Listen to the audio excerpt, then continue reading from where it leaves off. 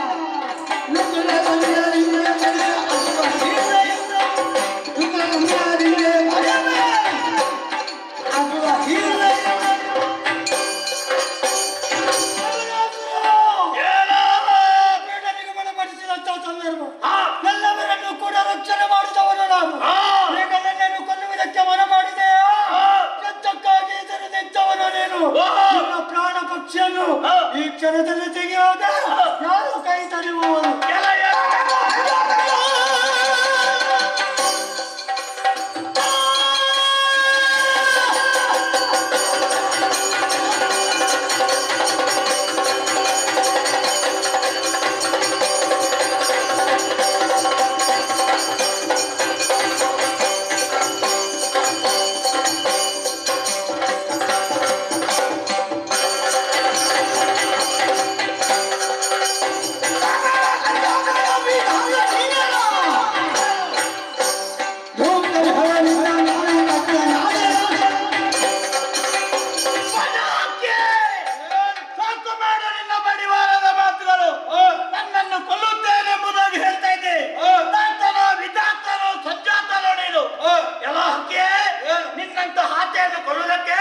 ಬ್ರಹ್ಮಾಸ್ತ್ರದ ಅಗತ್ಯವಿಲ್ಲ. ನಿನ್ನನ್ನು ಏನು ಮಾಡ್ತೀರಿ ಗೊತ್ತುಂಟ? ತುಂಡು ತುಂಡು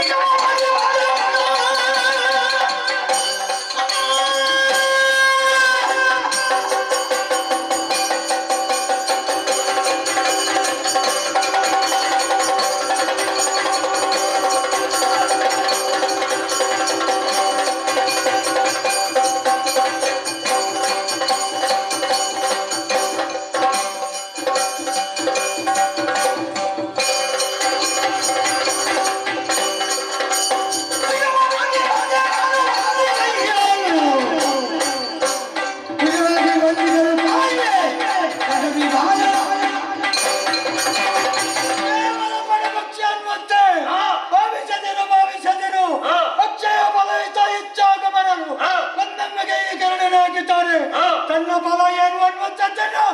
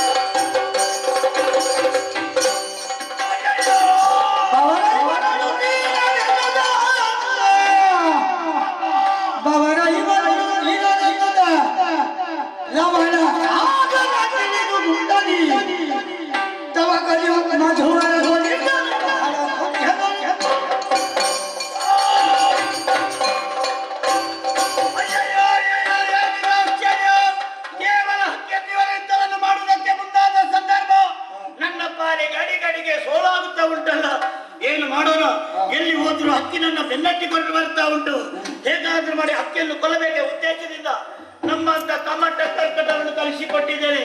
ವಿಚಾರ ತಿಳಿದುಕೊಂಡಿದ್ದೇನೆ, ಕಮಟ ಕರ್ಕಟರನ್ನು ಕೊಂದಿದೆ ಎಂಬುದಾಗಿ. ಹಾಗಾದ್ರೆ ಏನು ಮಾಡುದು?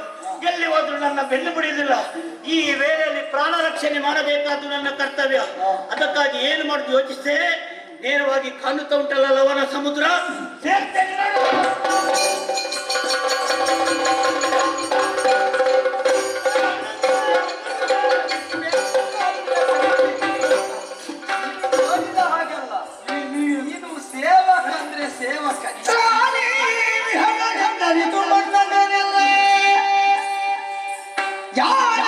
ನಾನು ತಮ್ಮ ಹಾನಿ ಮರಿಗಳು ಹೀರುವನೆನು ಕಲಿನ ಒಂದು ಮುಗ್ಧರಿದೆ ಕರೆದನು ಮಾಡಿದ್ದಯ ಕೇಳು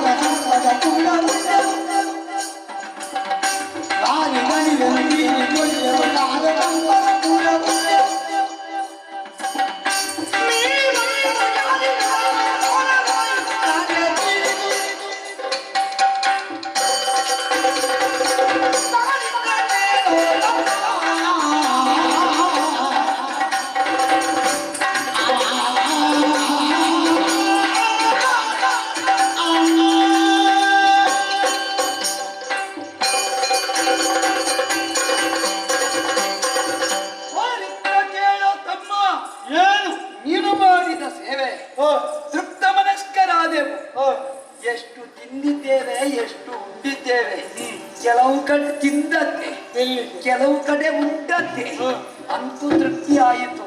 ನಿಮ್ಮ ಬೆನ್ನಿಗೆ ಬೀಳುವಾಗ ರಕ್ಷಣೆ ಮಾಡಿದವನನ್ನು ನೆನಪುಂಟಲ್ಲ. ಮತ್ತು ಕಳೆಯಬಾರ್ದು, ನಾವು ಬಂದಲ್ಲಿಗೆ ಮುಟ್ಟಬೇಕು. ನೋಡಿದರಕ್ಕೆ ಅಗಲಿಸು, ನಮ್ಮನ್ನು ಅಲ್ಲಿಗೆ ಕೊಂಡು ಹೋಗಿ ಬಿಡು. ಎಲ್ಲಿಗೆ? ನೀನು ಹೋಗುವುದಕ್ಕೆ ಕರೀತೀಯಾರು? ಹೋಗುವುದಕ್ಕೆ ನಾವೇ.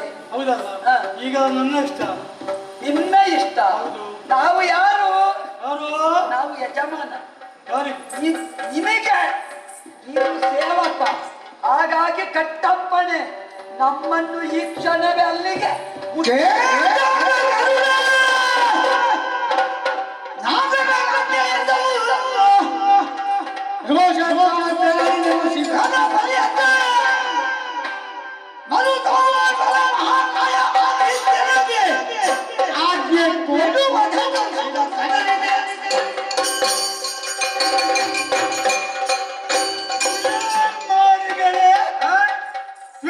ಕರ್ಕೊಂಡು ಹೋಗುವುದಕ್ಕೆ ಹೇಳಿದವರು ನೀವು. ನಿಜ. ಹಾಗೆ ಕರ್ಕೊಂಡು ಬಂದೆ. ನಿಮ್ಮ ಕಥೆ ಮುಗಿಸಬೇಕು ಅಂತ ಆಗಲೇ ಮನಸ್ಸು ಮಾಡಿದ್ದೆ. ಆದ್ರೆ ಪುಣ್ಯಕ್ಕೆ ಉಳಿದುಕೊಂಡಿರಿ. ಈ ಕಥೆಯಲ್ಲಿ ದಾಳಿ ಮಾಡಿದಾಗ ಅಣ್ಣಂದಿರು ಅನ್ನುವಂತ ಭಾವನೆಯಿಂದ ನಿಮ್ಮನ್ನು ರಕ್ಷಿಸಿದೆ. ಗುರುತ ಇಲ್ಲದ ಜಾತಿಗಳು ನಿಮ್ಮೆಲ್ಲವರನ್ನು ಕೂಡ ಒಮ್ಮೆಗೆ ಬದುಕಿಸಿದವರಾನು. ಆ ಗುರುತಾದ್ರೆ ಇಟ್ಟುಕೊಳ್ಬೇಕಿತ್ತು. ಅದನ್ನು ಬಿಟ್ಟು ಅಧಿಕಾರ ಸ್ಥಾಪನೆ ಮಾಡುವುದಕ್ಕೆ ಹೊರಟಿಯ ನಿಮ್ಮನ್ನು ಒಬ್ಬರನ್ನು ಉಳಿಸಲಾರೆ, ಎಲ್ಲವರನ್ನು ಕೊಂದರು.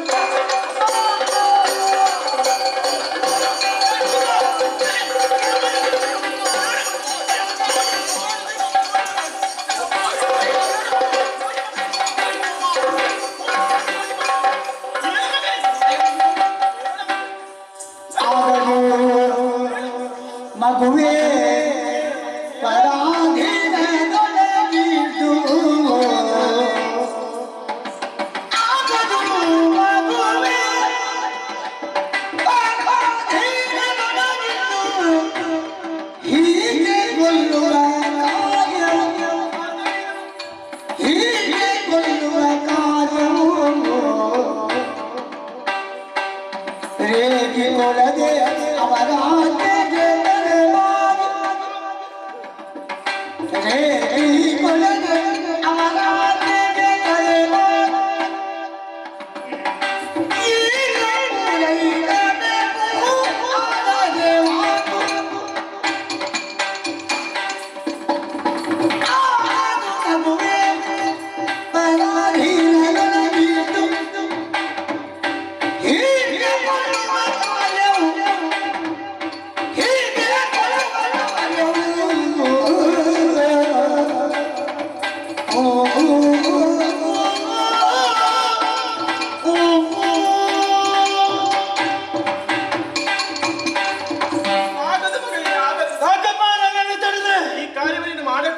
ಯಾಕೆ?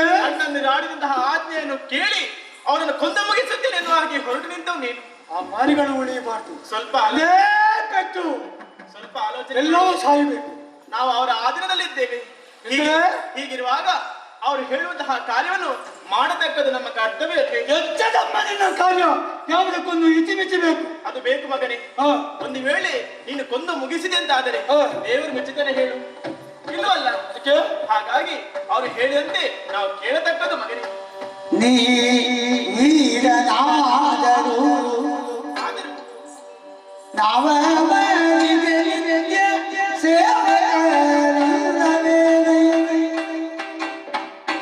ನೀರನಾದರೂ ನಾವು ಅವರಿಗೆ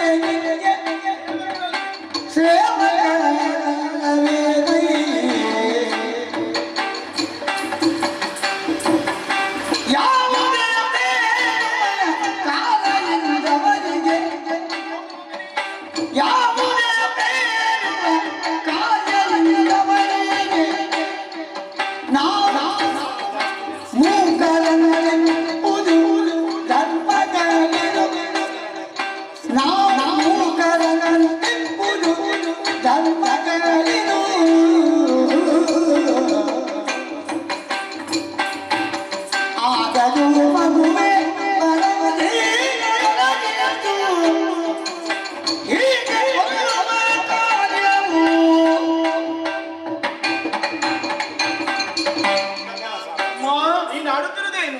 ನೀನು ಬಲಯುಕ್ತನಾಗಿದ್ದೆ ಎನ್ನುವ ಹಾಗೆ ದೇವರು ಕೊಟ್ಟದ ಶಕ್ತಿ ಸಾಮರ್ಥ್ಯ ಅದನ್ನು ಅಲ್ಪರಲ್ಲಿ ತೋರಿಸಿದಾಗಲ್ಲ ಮಗನೇ. ಅದಲ್ಲ, ಯಾರು ದುರ್ಬಲರಿರ್ತಾರೋ ಅವರಿಗೆ ಹೋಗಿ ಸಹಾಯವನ್ನು ಮಾಡತಕ್ಕದ್ದು. ಹೀಗಿರುವಾಗ ಅಣ್ಣಂದಿರ ಮೇಲೆ ಸೇಡು ತೀರಿಸುದು ಸರಿಯೇ ಹೇಳು? ಅವರು ಏನೇ ಹೇಳಲಿ ಏನಾಗಲೊಂದು ಇತಿಮಿತಿ ಬೇಡುವ ತಾಯಿ. ಇತಿಮಿತಿ ಉಂಟು ಮಗನೇ. ಅದು ಕಾಲಮಿತಿ ಎನ್ನುವುದು ಇದ್ದೇ ಇರ್ತದಲ್ವಾ? ಆ ಕಾಲಮಿತಿಗೆ ನಾನು ಕಾಯುವ. ಕಾಲಮಿತಿ ತಪ್ಪಿ ಹೋಗಿದೆ. ಆದ್ರೆ ನನಗೆ ದಾಸತ್ವವನ್ನು ಸ್ವೀಕರಿಸಿದ ಹಾಗೆ ಚಿಂತೆ, ಅದು ಹೇಳಿದಿರೋದು ಪರಿಹಾರ. ದಾಸ್ಯ ವಿಮುಕ್ತಿಯ ಗೊಳಿಸಲೇ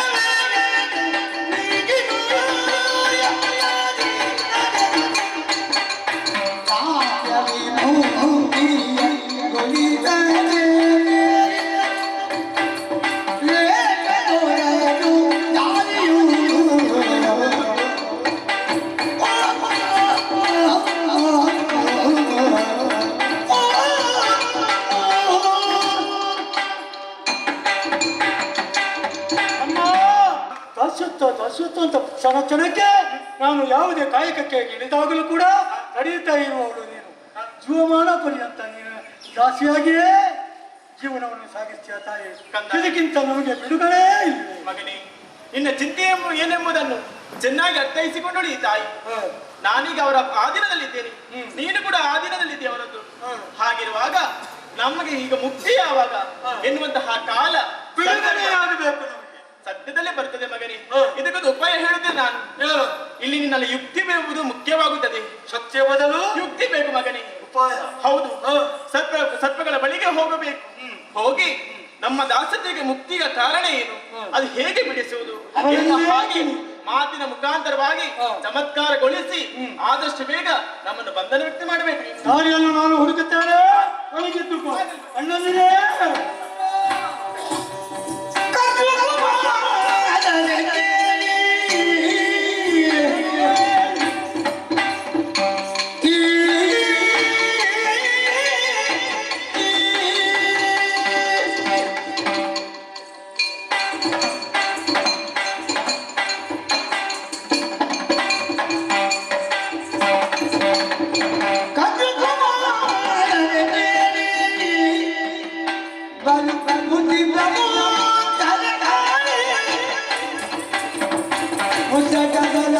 ನಿರ್ಜರವಂದನು ಉನ್ನತ ಬಲವಿನ ನಿರ್ಜರವಂದನು ಇಂದಲಿದ್ದಯ ನೀವು ಪ್ರೇಮಿಯ ನಡೆಸುವೆ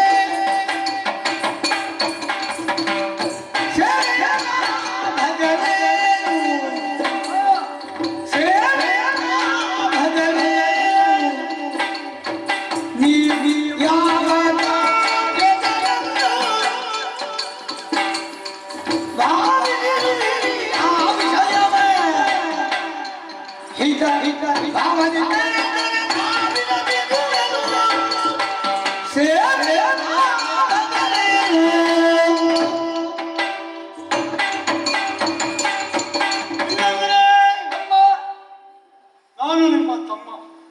ಬಹಳ ಸಪ್ಪೆ ಆಗಿದೆ. ಹೌದು. ಆಗ ಆಗ ಏನಿದೆ?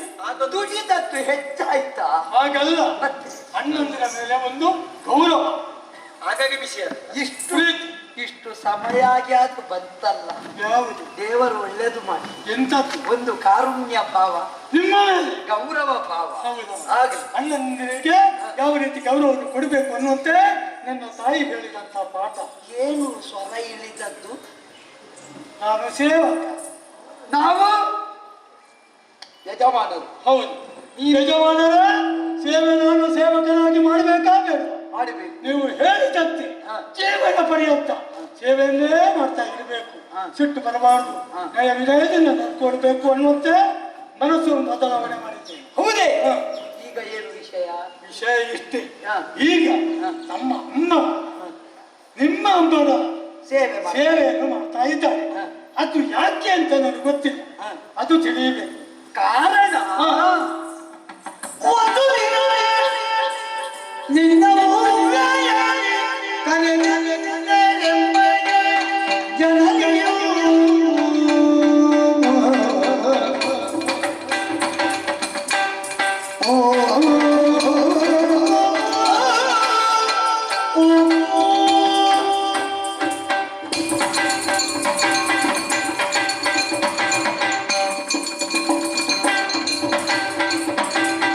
ಒಂದು ದಿನ ನಿನ್ನ ಊರಾಯ ಕರೆದೆಂಬ ಜನತೆಯು ಇಂದ್ರನ ವನ್ನವೇ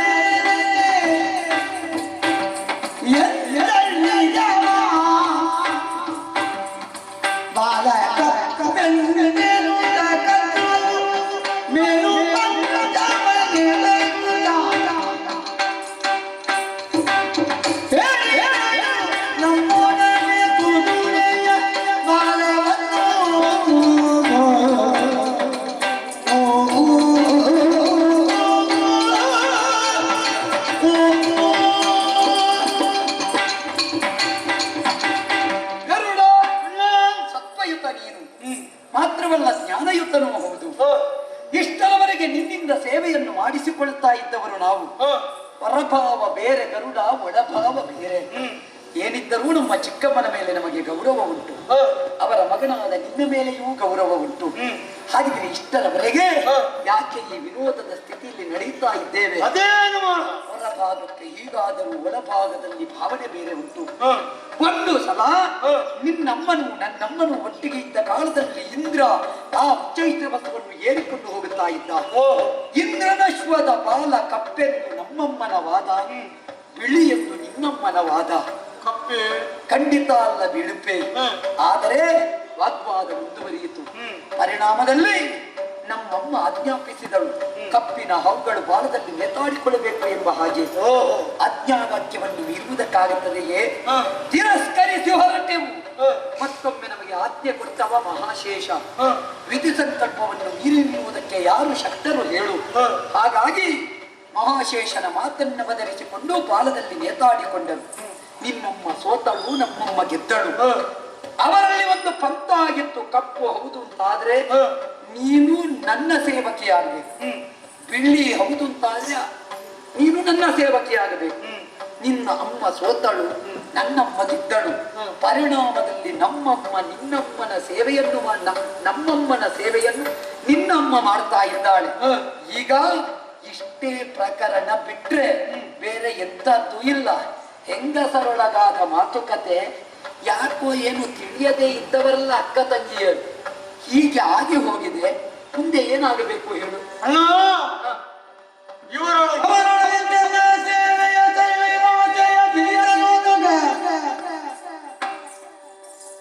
ಮನಮನ ಹೊರ ಗರುಡನು ಮೇಲಿರಲು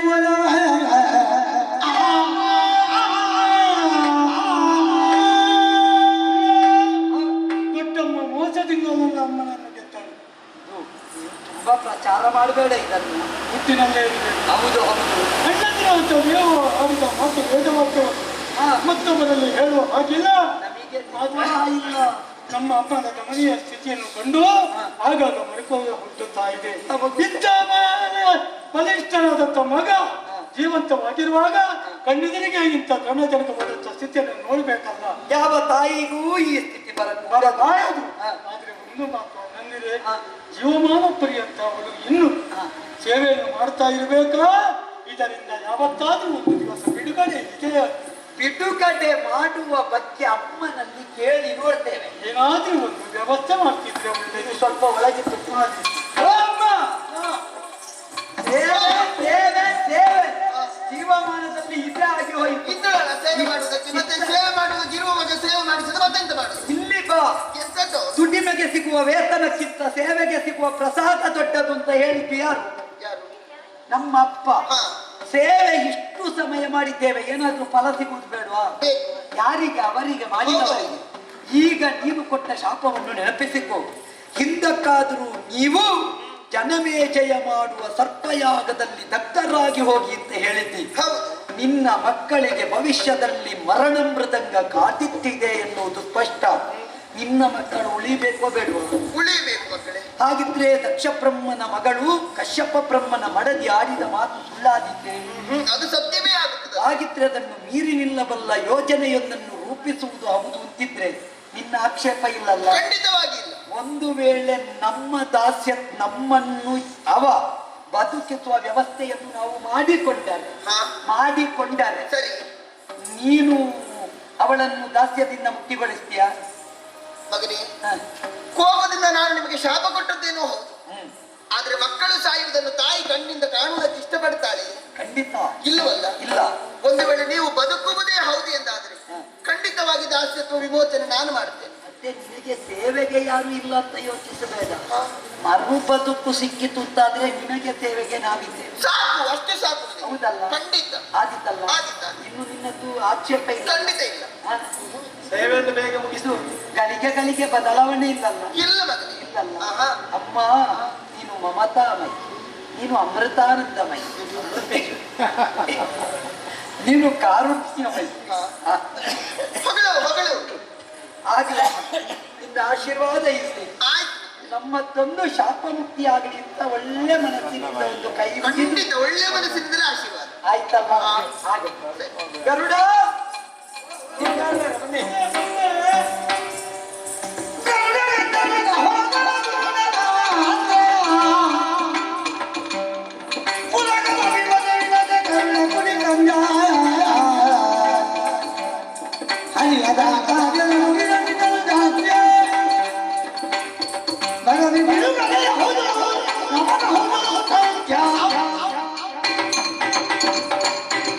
ಅಯ್ಯೋ ಗರುಡ, ಅಮ್ಮನನ್ನು ಒಡಂಬಡಿಸಿದ್ದೇವೆ. ನಮಗೆ ಬದುಕು ಕೊಡುವ ವ್ಯವಸ್ಥೆಯಲ್ಲಿ ನೀನು ನಿನ್ನನ್ನು ತೊಡಗಿಸಿಕೊಳ್ಳುತ್ತಿದ್ದಾದ್ರೆ ಖಂಡಿತ ನಿನ್ನ ಅಮ್ಮನನ್ನು ದಾಸ್ಯತ್ವದಿಂದ ಮುಕ್ತಿಗೊಳಿಸ್ತಾನೆ ಅಂತ ವಾಗ್ದಾನ ಇಟ್ಟಿದ್ದಾನೆ. ಹಾಗಿದ್ರೆ ನಾವು ಬದುಕುವ ಬಗೆಯಂತೂ ಯೋಚಿಸಿದ್ರೆ ಈ ಸಲ ನೀನೊಂದು ಮೇಲೆ ಹೋಗಬೇಕು. ಮೇಲಂದ್ರೆ ಸ್ವರ್ಗಕ್ಕೆ. ಯಾಕೆ? ಸ್ವರ್ಗದಲ್ಲಿ ಅಮೃತ ಉಂಟು ಸಮುದ್ರ ಮಥನದಲ್ಲಿ ಸಿದ್ಧವಾದದ್ದು. ಓಹೋ. ಆ ಉಳಿದ ಪೀಯೂಷ ಭಾಂಡವನ್ನು ಅಲ್ಲಿ ಕಾಯುತ್ತಾ ಇದ್ದಾರೆ ದೇವತೆಗಳು. ಆ ಅಮೃತವನ್ನು ನೀನು ತಂದು ನಮಗೆ ಕೊಟ್ಟೆ ಅಂತಾದ್ರೆ ಅಮ್ಮನೇ ನಮಗೆ ಶಾಪ ಇಟ್ಟಿದ್ದಾಳೆ ಸರ್ಪಾಸುರದಲ್ಲಿ ದಗ್ಧರಾಗಿದ್ದ. ನಿಮಗೂ ಸುಖ ಇಲ್ಲ? ನಮಗೂ ಸುಖ ಇಲ್ಲ. ನಾವು ಈಗ ಇಷ್ಟು ದುಡಿಯುತ್ತಾ ಇದ್ದೇವೆ, ಎಂತದ್ದು ಸುಖ? ಸುಮ್ಮನೆ ನಮ್ಮ ಜೀವನ ಸೇವೆಯಲ್ಲೇ ಆಯ್ತು. ಈ ಸಲ ಇನ್ನು ಹೆಚ್ಚು ಸಮಯ ನಿಮ್ಮ ಸೇವೆ ಬೇಡ, ಬೇಗ ಮುಕ್ತಿ ಬಂದು ಬೇಗ ಮುಗಿಸಬೇಕು ಅಂತಿದ್ರೆ ನೀವು ಉಪಕಾರ ಮಾಡಬೇಕು. ಏನು ಮಾಡಬೇಕು? ನಮಗೆ ಅಮರ ಪ್ರಾಪ್ತಿಯಾಗಬೇಕು ಅಂದ್ರೆ ನಾವು ಅಮೃತಪಾನ ಮಾಡಬೇಕು. ದೇವಲೋಕಕ್ಕೆ ಹೋಗಿ ಅಮೃತವನ್ನು ನೀನು ತಂದು ನಮ್ಮ ಕೈಗೆ ಕೊಟ್ಟು ನಮ್ಮನ್ನು ಬದುಕಿದೆಯಾದರೆ ನಿನ್ನ ಅಮ್ಮನ ದಾಸ್ಯ ಮುಕ್ತಿಯನ್ನು ನಮ್ಮಮ್ಮ ಮಾಡ್ತಾಳೆ ಅಂತ ಮಾತು ಕೊಟ್ಟಿದ್ದಾರೆ. ಅಣ್ಣಂದ್ರೆ ಅಮ್ಮನ ದಾಸ್ಯತ್ವವನ್ನು ದೂರೀಕರಿಸುವುದಕ್ಕೆ ಬೇಕಾಗಿ ತನ್ನ ಜೀವವನ್ನು ಮುಡಿಪಾಗಿಟ್ಟವರು ನಾನು. ಅಚ್ಚಯ ಬಲಯುತ ಇಚ್ಛಾಗಮನ ನಾನು ಏಕಚರದಲ್ಲಿ ದೇವಲೋಕಕ್ಕೆ ಹೋಗಿ ಅಮೃತ ಪಾಠವನ್ನು ತಂದು ನಿಮಗೆ ಕುಡಿಸುವಂತ ವ್ಯವಸ್ಥೆ ನಾನು ಮಾಡ್ತೀನಿ. ಸರಿ, ಪಡಗಿಟ್ಟು ನನಗೊಂದು ಕುಡಿಯುವ ವ್ಯವಸ್ಥೆ. ನಿನಗೆ ಭಾಷೆ ಪೂರ್ತಿ ನಂಬುವುದಕ್ಕಾಗುವುದಿಲ್ಲ. ಸಾಧ್ಯವೇ ಇಲ್ಲ. ಭಾಷೆ ಬೇಕಾ? ನನಗೆ ಕೈ ತಟ್ಟಿ ಮಾತು ಕೊಡು. ನೀವು ಏನು ಹೇಳುತ್ತೀರೋ ಹಾಗೆ ನಡೀತೇನೆ. ನೀವು ಒಳಗೆ ಹೋಗಿ ಸಿದ್ಧತೆ ಈಗ ಶಾಂತ ಗರುಡ. ಆದ್ರೆ ಇನ್ನು ಏರಬೇಕಾದ ಗರುಡ ಇದ್ದಾನೆ. ಯಾರು? ಇವನೇ. ಸ್ವರ್ಗಕ್ಕೆ ಹೋಗುವವನಿದ್ದಾನೆ. ಹೇಗೆ ನಮ್ಮ ತಲ್ಲ ನೀನು ಸ್ವರ್ಗಕ್ಕೆ ಯಾಕೆ ಅವರನ್ನು ಕಲಿಸಿದ? ಒಂದು ಅಮೃತ ತರ್ತಾನೆ, ಕುಡಿದ್ರೆ ನಾವು ಉಳಿತೇವೆ. ಇಲ್ಲ ಅಲ್ಲಿಯೇ ಅವರು ಇವನ ಕತೆ ಮುಗಿಸ್ತಾನೆ. ನಾವು ಇದ್ದಷ್ಟು ಸಮಯ ಒಂದು ಮರ್ಯಾದೆಯಲ್ಲಿ ಉಳಿಲಿಕ್ಕೆ ಆಗುತ್ತದೆ. ಒಂದೇ ಬಾಳಕೆ ಅಲ್ವಾ? ಒಂದೋ ಈ ಸಲ ಕೇಂದ್ರದಲ್ಲಿ ಮೇಲೆ ಬೀಳ್ತಾನೆ, ಇಲ್ಲ ಕೇಂದ್ರದಿಂದ ಬೀಳ್ತಾನೆ. ಎರಡರಲ್ಲಿ ಒಂದರ ನಿರೀಕ್ಷೆಯಲ್ಲಿ ಇರೋಣ. ಬನ್ನಿ.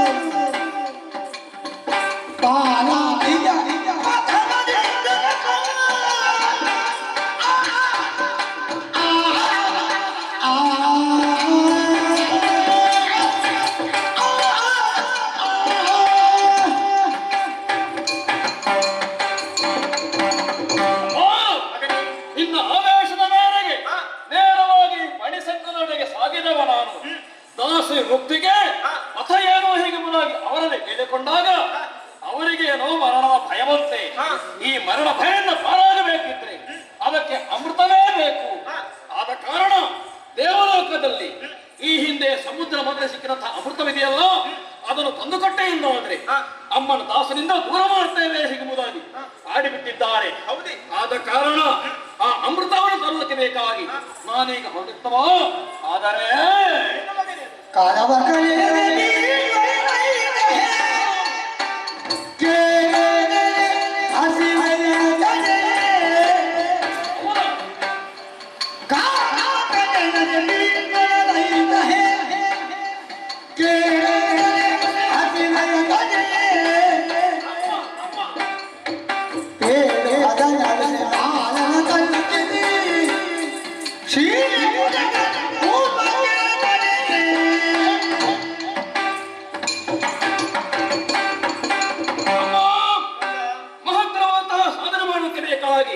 ನಾನು ಹೆಜ್ಜೆಯನ್ನು ಮುಂದಿರಿಸಿದವ. ಯಾಕೋ ಏನು ನಿನ್ನನ್ನು ಕಂಡಾಗ ಹೊಟ್ಟೆ ಚುರುಗುಟ್ಟುತ್ತಾ ಉಂಟು. ಅದ್ಯಾಕೋ ಅಮ್ಮ ಏನಾದರೂ ಕೊಡಮ್ಮ, ಏನಾದರೂ ಕೊಡಮ್ಮ. ಹಸಿವು ಹಸಿವು ಅಭಿಯ ಮುಗ್ಧ ಅಭಿಯ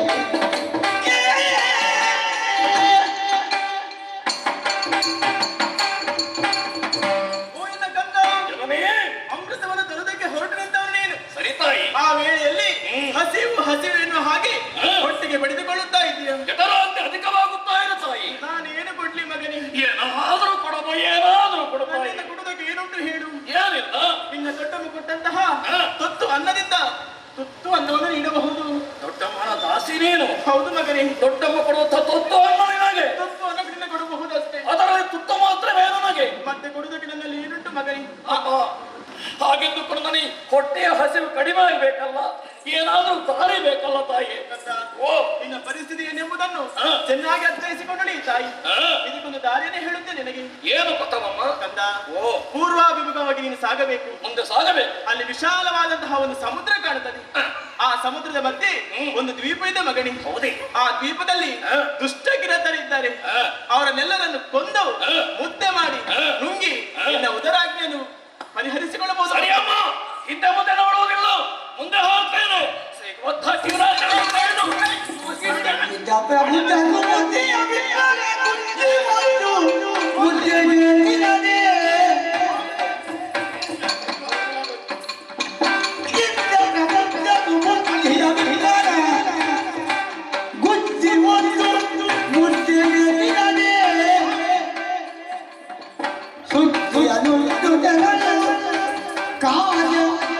ಜಯ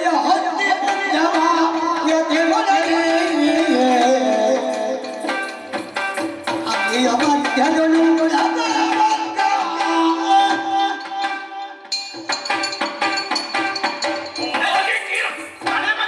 ಅಮ್ಮ ಅಮ್ಮ ಸ್ವಲ್ಪ ಹೇಳಿದ್ರೆ ಸ್ವಲ್ಪ ಕೇಳಬೇಕು. ನೀನು ಯಾಕಮ್ಮ ಕಣ್ಣು ಕೆಂಪು ಮಾಡುವುದು? ಹೋಗುದೆಯಾ? ನನಗೆ ಹೆದರಿಕೆ ಆಗ್ತದೆ ಅಮ್ಮ.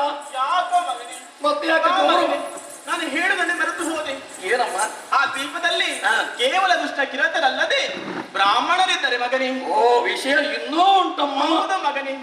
ಆ ಬ್ರಾಹ್ಮಣರು ನೀನು ತಿನ್ನಕೂಡದು ಮಗನೇ. ಏನಮ್ಮ ಈ ಹೊಟ್ಟೆಯ ಹಸಿವು ಸಿಟ್ಟಿನ ಬರದಲ್ಲಿ ಬ್ರಾಹ್ಮಣರು ಯಾರು ಕಿರಾತರು ಯಾರೆಂಬುದಾಗಿ ಯೋಚಿಸುವಂತಹ ಅವಕಾಶ ಉಂಟೆ ಹೇಳು. ಅದು ಹೌದು.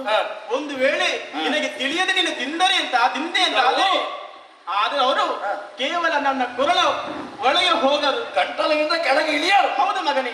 ಒಂದು ವೇಳೆ ಪ್ರವೇಶ ಮಾಡಿದರು ನಿನ್ನ ದೇಹದಲ್ಲಿ ಹೊಟ್ಟೆಯಲ್ಲಿ ದಹಿಸುವುದಕ್ಕೆ ಪ್ರಾರಂಭಿಸುತ್ತಾರೆ. ಹತ್ತಿಗೆ ಸಮಾನರು ಬ್ರಾಹ್ಮಣರು ಹೊಟ್ಟೆಯನ್ನು ದಹಿಸಿಯಾರು. ಆ ಸಂದರ್ಭದಲ್ಲಿ ಅವರೇ ಬ್ರಾಹ್ಮಣರನ್ನು ಹಾಗೆ ತಿಳಿ ತಿಂದಂತಹ ಅವರನ್ನು ಉಗಿಳಿ ಅವರಿಗೆ ಶರಣಾಗಿ ಆಶೀರ್ವಾದ ಪಡೆದ ಮಗನೇ. ಅರಿತಮ್ಮ, ಹೋಗಿ ಬರ್ತೇನೆ. ಕಿರಿಸಿಗಳಾದರೂ ಹದನ ಬೆಸರದಿರಲ್ಕೆ ನಿಮ್ಮನ್ನು ಮರೆಯೋ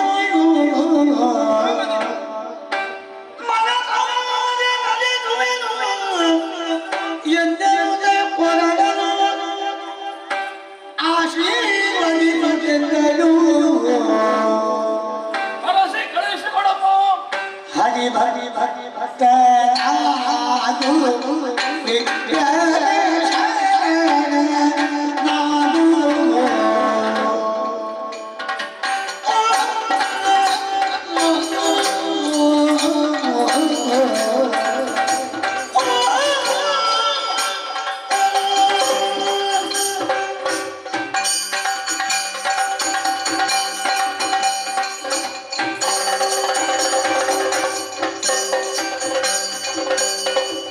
हरि भरि भरि भक्तनादु विप्लव शरणनादु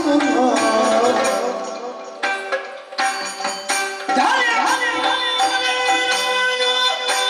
कीर्ति हरि हरि शाश्वतनादु हरि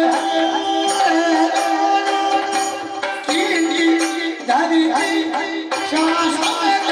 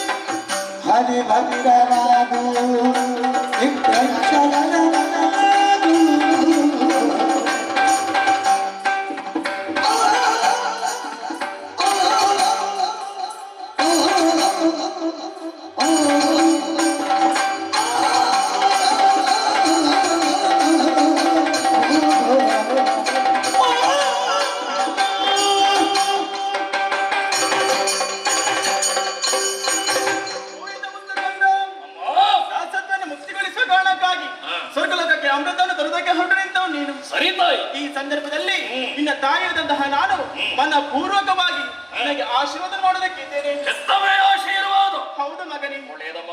ಅಷ್ಟು ಮಾತ್ರವಲ್ಲ, ಇನ್ನು ಮುಂದಕ್ಕೆ ನೀನು ಹರಿಭಕ್ತನಾಗಬೇಕು, ಪಿಪ್ಪರಿಂದ ಆಶೀರ್ವಾದ ಪಡೆಯಬೇಕು, ಮೂರು ಲೋಕದಲ್ಲಿ ವಿಜಯಶಾಲಿ ಆಗಬೇಕು, ಕೀರ್ತಿವಂತನಾಗಬೇಕು. ಅರಿತಮ್ಮ. ಅಷ್ಟು ಮಾತ್ರವಲ್ಲ, ನೀನು ಅಮೃತವನ್ನು ತರುವಂತಹ ಸಂದರ್ಭದಲ್ಲಿ ನಿನ್ನ ಹಿಂಬದಿಯಲ್ಲಿ ಸೂರ್ಯ ಚಂದ್ರರು ನನಗೆ ರಕ್ಷಣೆಯನ್ನು ಮಾಡಲಿ, ನಿನ್ನ ಶಿರದಲ್ಲಿ ಆ ಅಗ್ನಿದೇವನು ಇರಲಿ, ಉಭಯ ಪಾರ್ಶ್ವ ರೀತಿಗಳಲ್ಲಿ ಆ ವಾಯುದೇವನು ಜನಿಸಲಿ. ಅಷ್ಟು ಮಾತ್ರವಲ್ಲ, ಇಡೀ ದೇಹದಲ್ಲಿ ಅಷ್ಟ ವಸುಗಳು ನಿನ್ನನ್ನು ಕಾಪಾಡುತ್ತಾ ಬರಲಿ. ಧನ್ಯನಾದ ತಾಯಿ. ಮಗನೇ, ನೀನು ಹೋಗುವಂತಹ ಕಾರ್ಯ ನಿರ್ವಿಘ್ನವಾಗಿ ನಡೆಯಬೇಕು ಅಂತಾದರೆ ವಿಘ್ನ ನಿವಾರಕನಾದಂತಹ ಏನಮ್ಮ ಏನಮ್ಮ?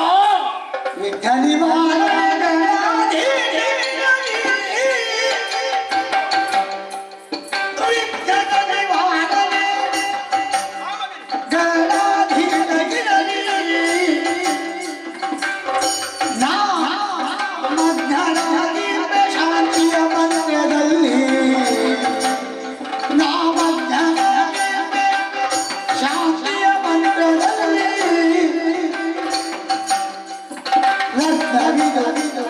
ಶುಭ ದಿನಗೆ ಹೊರಗಿದಯ ಕಾಣಿಯ ಶೀಘ್ರ ಬರಲಿಯು ಹರತಿ ಕಳುಹಿದಳು ಹರತಿ ಕಳುಹಿದಳು ಹರತಿ ಕಳುಹಿದಳು ಹರತಿ ಕಳುಹಿದಳು.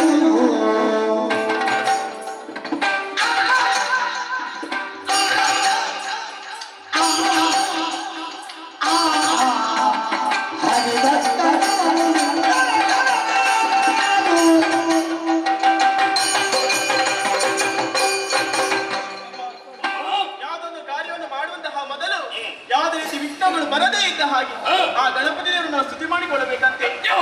ಈ ಹೊತ್ತಿನಲ್ಲಿ ನೀನು ಹೋಗುವಂತಹ ಕಾರ್ಯದಲ್ಲಿ ಯಾವುದೇ ರೀತಿ ನಿನಗೆ ತೊಂದರೆ ಬರಕೂಡದು ಎನ್ನುವ ಹಾಗೆ ಆ ಗಣಪತಿ ದೇವರನ್ನು ನಾನು ಸ್ತುತಿ ಮಾಡುತ್ತಾ ಈ ಆಶ್ರಮದಲ್ಲಿ ಇದ್ದು ಬಿಡುತ್ತೇನೆ. ಅರಿತಮ್ಮ. ಆದಷ್ಟು ಬೇಗ ಹೋಗಿ ಬಾ ಮಗನೇ, ಇದೋ ನಿನಗೆ ಶುಭವಾಗಲಿ. ಹೋಗಿ ಬರ್ತಾರೆ.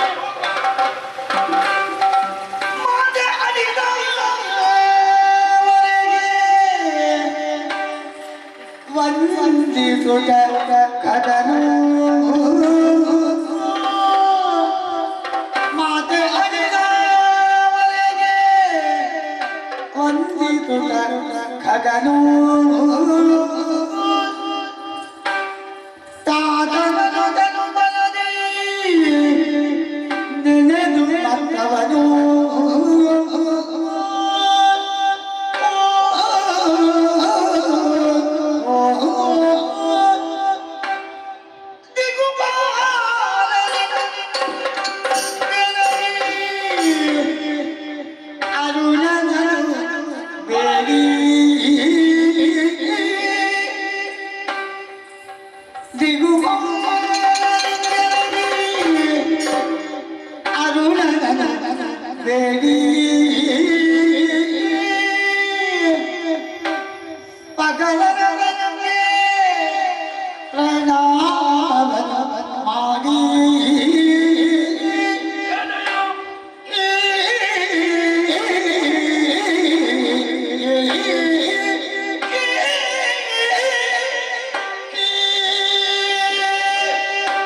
ಅಮೃತವಂತ ಮಧ್ವನಾಯಕ, ನನಗೇನೋ ತಡವಾಗಿದ್ದರೂ ಹೆತ್ತವೆಯಂತಹ ವಿರತಾದೇವಿಗೆ ಅದು ಘನಮೆನಿಸಿತು. ಆದ ಕಾರಣವೇ ತುಂಬು ಮನಸ್ಸಿನಿಂದ ನನ್ನನ್ನು ಹರಸಿ ಕಳುಹಿಕೊಟ್ಟಿದ್ದಾರೆ. ಮಳತೆಯ ಅಡಿದಾವರೆಗಳಿಗೆ ಶಿರವನ್ನು ಬಾಗಿದ ಹಾಗಾಯಿತು. ನನ್ನ ಜನ್ಮದಾತ ಕಶ್ಯಪ ಮಹಾಮುನಿಗಳು ಅವರಿಂದಲೂ ಕೂಡ ಆಶೀರ್ವಾದವನ್ನು ಪಡೆದುಕೊಂಡೆ. ಅಣ್ಣ ಅರುಣದೇವರಿಂದ ಹರಕೆಯನ್ನು ಬೇಡಿಕೊಂಡೆ. ಅಗ್ನಿ, ವಾಯು, ವರುಣ, ಇಂದ್ರಾದಿ ದೇವತೆಗಳಿಗೆ ಇಲ್ಲಿಂದಲೇ ಸಾಷ್ಟಾಂಗ ಪ್ರಣಾಮ ಸಮರ್ಪಿಸ ಹಾಗಾಯಿತು. ಅಷ್ಟೇ ಅಲ್ಲ, ಹರಿಹರ ಬ್ರಹ್ಮಾದ್ಯರು ಸಿರಿ ಶಿವೆ ಶಾರದೆಯನ್ನು ಮನಸ ಧ್ಯಾನಿಸಿಕೊಂಡೆ. ಗೃಹ ಗಣಪಾದ್ಯರಿಗೆ ವಂದಿಸಿದೆ. ಇನ್ಯಾಕ ಸಾವಕಾಶ.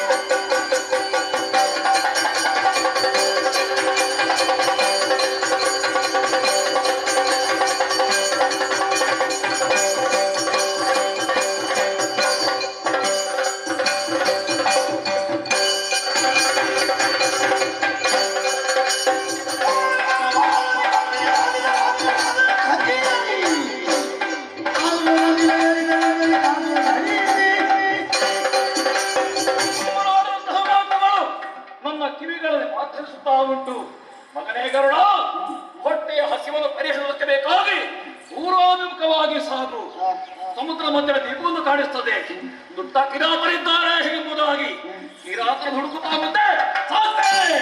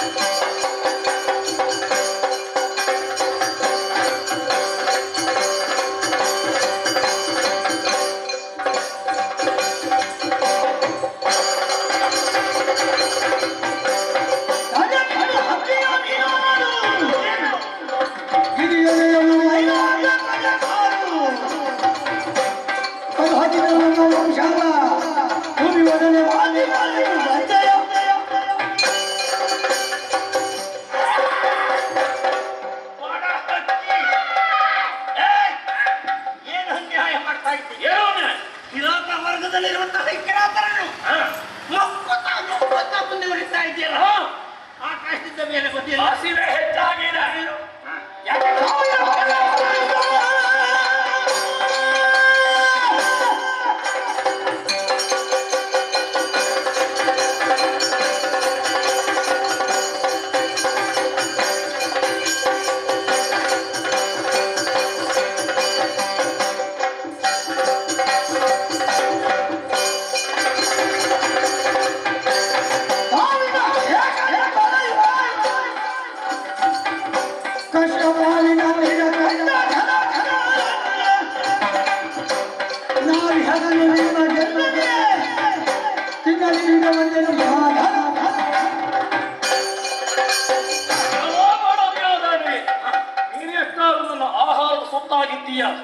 ಅನಿತೇಕಾಗಿ ಪ್ರಶ್ನಿಸ್ತಾ ಇರುವೆ. ನಾನು ಸಾಮಾನ್ಯರಲ್ಲ, ಕಾಶ್ಯಪನಂದನ ಪಿರತಾಸುವನು, ಅದು ನನಗೆ ಸಹೋದರ. ನನ್ನ ಹೆಸರು ಗರುಡ ಎಂಬುದಾಗಿ ನಿನ್ನ ಕಾರಣ ಹಿಡಿದು ಮುರಿದು ಮುಚ್ಚುವಾಗ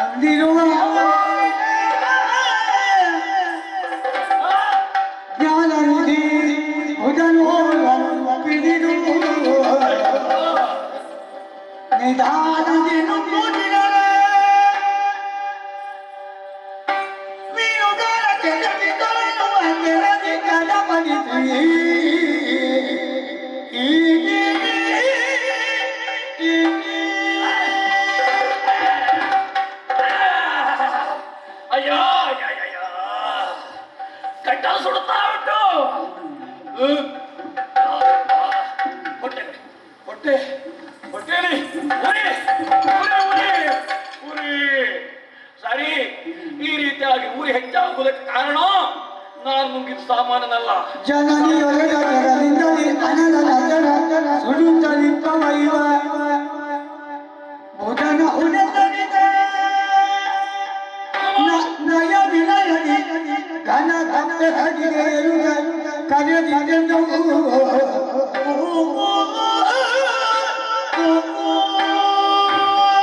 ಜನತೆಯಿಂದ ನೋಡಿ ನೆನಪಿಗೆ ಬರುತ್ತಾ ಇದೆ. ಒಂದು ವೇಳೆ ಬ್ರಾಹ್ಮಣರನ್ನು ಪ್ರಯತ್ನ ಪೂರ್ವಕವಾಗಿ ನುಂಗಿದರು ಗಟ್ಟಲೆಯಿಂದ ಕೆಳಗಿಳಿಯರು. ಒಂದು ವೇಳೆ ಇಳಿದರು ಅಗ್ನಿಗೆ ಸಮಾನಂತಹ ಬ್ರಾಹ್ಮಣರು ನಿನ್ನ ಉದರವನ್ನು ದಹಿಸಿಯಾರು ಅಂತ ಹೇಳಿ. ಹಾಗಾದ್ರೆ ನಾನೀಗ ನುಂಗಿದ್ದು ಕಿರಾತನಲ್ಲ, ವಿಪ್ರನನ್ನು ಎಂಬುದರಲ್ಲಿ ಅನುಮಾನವೇ ಇಲ್ಲ. ಆದ ಕಾರಣ ಸವಿ ನುಡಿಗಳಿಂದ ಅವಳನ್ನು ಮಾತಾಡಿಸ್ತೇನೆ. ಓ ಪೂರ್ಣ ಬ್ರಹ್ಮ, ಪೂರ್ಣ ಬ್ರಹ್ಮನೇ ರಾಮನೋತ್ತಮ ಮುನ್ನಲೋಕದೇ ನಾನು ನುಂಗಿದೆ ನಿಮ್ಮ ನಲಿಯದೆ ಗೋಳು ಬೀಗಿದೆ ಕಟ್ಟದು ನದಿದೆ ಗಂಟಲಿಗೆ ತಿರುಗಿಕೊಂಡಿದೆ ಅಂಟಿಕೊಂಡಿದೆ ತಂತೆ ಮಾಡೆ ನಿಮ್ಮ ಬಳಗದ ಬಂಕನಾಗಿ ಪುನರಮ್ಮನೇ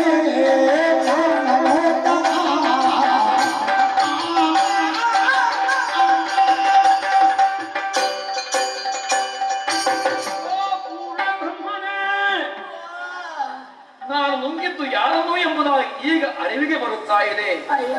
ನೀನು ಬ್ರಾಹ್ಮಣನಲ್ಲವೇ? ಈ ಭೂಮಿಯಲ್ಲಿ ಕಣ್ಣಿಗೆ ಕಾಣಿಸ್ತಾ ದೇವರು ಅಂದರೆ ಬ್ರಾಹ್ಮಣನಂತೆ. ದೇವರೇ, ದೇವರನ್ನೇ ನುಗ್ಗಿದ ಮಹಾಪಾಪಿ ನಾನು. ನನ್ನ ಗಂಟಲಲ್ಲಿ ಅಟ್ಟಿಕೊಳ್ಳದೆ ಆದಷ್ಟು ಬೇಗನೆ ಹೊರಗೆ ಬಾರಯ್ಯ. ನೀನು ಹೊರಗೆ ಬಂದೇನಾದ್ರೆ ನಾವು ನಿನಗೆ ಮಾತ್ರವಲ್ಲ, ನಿನ್ನ ಕುಲದವರಿಗೆ ಯಾವುದೇ ರೀತಿ ಸಂತೆಯನ್ನು ಕೂಡ ಮಾಡುವುದಿಲ್ಲ. ಒಮ್ಮೆ ಬಾರಯ್ಯ, ನನ್ನ ಪ್ರಾಣ ಉಳಿಸು, ಪ್ರಾಣ ಉಳಿಸು.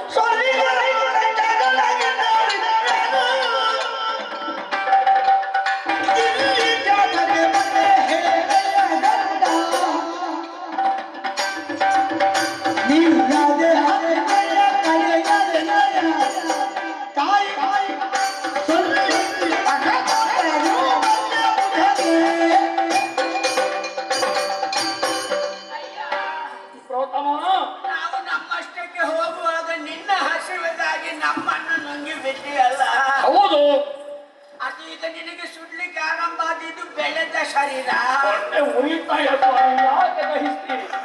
ಗೊತ್ತಿರಾ ನೀವು? ನಾನೀಗ ಬರಬಹುದೇ? ಮೊದಲು ನನ್ನ ಹೆಂಡತಿಯನ್ನು ನುಂಗಿದ್ಯಲ್ವಾ? ನಾನೀಗ ಎರಡು ಜೀವವನ್ನು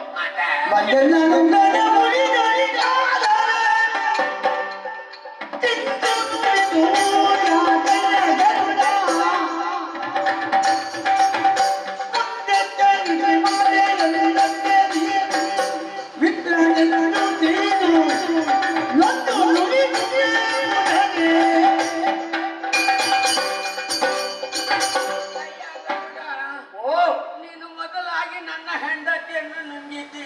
ಸ್ವಾಮಿ, ನಾನೀಗ ಹಾಗಾದ್ರೆ ಎರಡು ಜೀವವನ್ನು ಬಲಿ ಕೊಟ್ಟ ಹಾಗಾಯ್ತು. ಮತ್ತೆ ಈಗ ಮೊದಲು ನಿಮ್ಮ ಹೆಂಡತಿಯನ್ನು ನುಂಗಿದ್ದೇನೋ? ಎಲ್ಲ ಹೇಳಲ್ಲ ಕಾತಯ್ಯ ಇದು. ನನಗೆ ನನ್ನ ಹೆಂಡತಿ ಬೇಕಯ್ಯ. ಬ್ರಾಹ್ಮಣರೇ, ಇಲ್ಲದಿದ್ರೆ ಈ ಪ್ರಪಂಚದಲ್ಲಿ ನನಗೆ ಗತಿ ಇಲ್ಲ. ಬ್ರಾಹ್ಮಣರೇ, ಅಮ್ಮ ಹೇಳಿದಂತಹ ಕೆಲವು ಮಾಹಿತಿಗಳು ಬ್ರಾಹ್ಮಣರು ನುಂಗಿದ್ರು ಕೂಡ ನಿನ್ನ ಹೊಟ್ಟೆಯಲ್ಲಿ ದಹಿಸುವುದಕ್ಕೆ ಮುಂದಾದ್ರು ಮುಂದಾದರು ಅಂತ ಹೇಳಿ.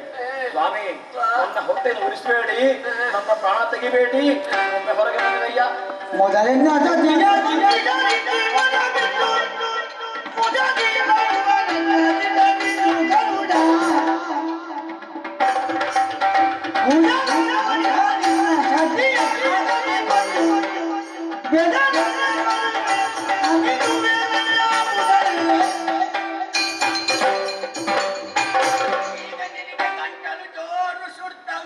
ಉರಿಯುತ್ತಾ ಉಂಟು. ಸುಡದೆ ಮತ್ತೆ ಹೌದು. ಈಗ ನೀನು ನನ್ನನ್ನು ಹೊರಗೆ ಹೋಗ್ಲಿಕ್ಕೆ ಹೇಳ್ಬೋದು. ನಾನು ಬಂದು ನನ್ನ ಹೆಂಡತಿ ನನ್ನ ಜೊತೆಯಲ್ಲೇ ಬರುದಿದ್ರೆ ಮಾತ್ರ ಹೊರ ಬರ್ತೇನೆ. ಹೌದಾ? ಹೆಂಡತಿ ಇಲ್ಲದೆ ನೀವು ಒಬ್ಬನೇ ಬದುಕುವ ಹಾಗಿಲ್ಲ. ಒಂದು ಸಂಗತಿ ಮಾಡಿ ಸ್ವಾಮಿ, ಇದು ಒಂದು ಕೆಲಸ ಮಾಡ್ತೀರಾ? ಇಲ್ಲಿ ನಿನ್ನ ಗಂಟಲಲ್ಲಿ ಕೂತು ಏನು ಕೆಲಸ ಮಾಡುದು? ಇಳಿಯಿರಿ ಕೆಳಗೆ, ಎಲ್ಲಿ ಇಳಿಯುದು? ಕೆಳಗೆ ಇಳಿ. ಜಗದ ಇಳಿವೆ ಇಳಿದು ಅಲ್ಲಿ ಕೆಲವು ಒಂದು ಜೀವಗಳೆಲ್ಲ ಉಂಟು. ಹೌದಾ? ಹೌದಪ್ಪ. ನೀನ್ ಕೆಲವು ನುಂಗಿದ್ದಿ? ಜೀರ್ಣ ಆಗಲಿಲ್ಲ, ಪ್ರಾಣ ಹಾಗೆ ಉಂಟು. ಹೌದಾ? ನಿಮ್ಮ ಹೆಂಡತಿ ಎಲ್ಲಿದ್ದಾಳೆ ಎಂಬುದಾಗಿ ಹುಡುಕಿಕೊಂಡು ಅವಳ ಸಮೇತವಾಗಿ ಹೊರಗೆ ಬರಬೇಕು. ಒಂದು ಸಂಗತಿ, ನಾನು ಕಿರಾತ ತರುಣಿಯನ್ನು ಕೂಡ ನುಂಗಿದ್ದೇನೆ. ಹೌದಾ? ಹೌದು, ಕಿರಾತ ತರುಣಿಯರು ಬ್ರಾಹ್ಮಣರ ಹೆಂಗಸರಿದ್ದ ಚಂದ ಇದ್ದಾಳೆ, ಹೌದಾ? ಚಂದ ಇದ್ದಾಳೆ ಅಂತ ಹೇಳಿ ಆ ಹೆಣ್ಣಿಗೆ ಕೈ ಹಾಕಬೇಡಿ. ಇಲ್ಲಪ್ಪ, ನಿಮ್ಮ ಹೇಳ್ತಾ ಇರ್ಬೇಕು. ನನ್ನ ಹೆಂಡತಿ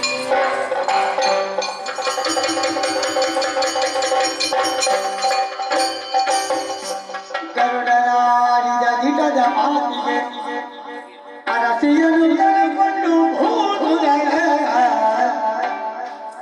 ಹೊರಗೆ ಬಗೆಯವರಿಗೆ ವಂದಿಸಿ ಕ್ಷಮೆಯಾಗಿರುವುದ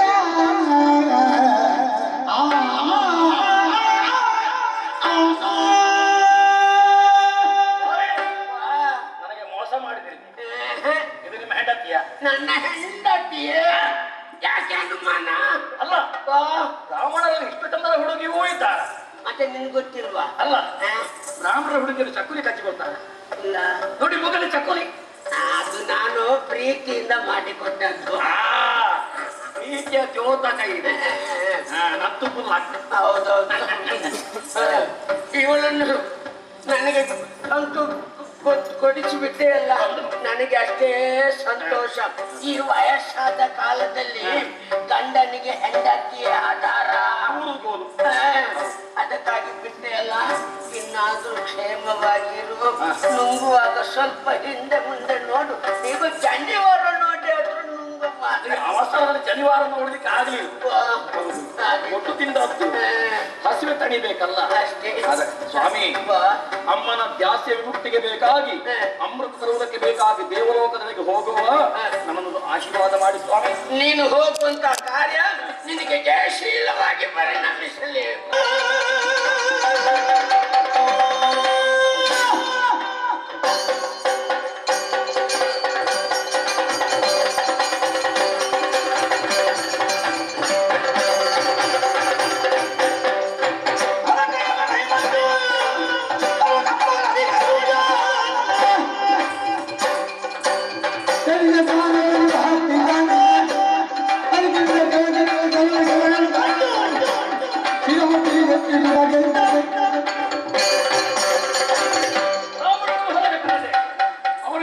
ಆಶೀರ್ವಾದ ಪಡೆದುಕೊಂಡೆ.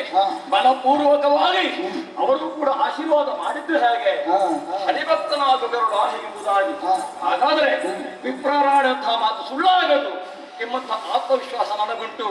ಆದ ಕಾರಣ ಇನ್ನೂ ಕೂಡ ಮುಂದೆ ಸಾಗಬೇಕಾಗಿದೆ. ಆಹಾರವನ್ನು ಸುತ್ತಾ ಮುಂದೆ ಸಾಗ್ತೇವೆ.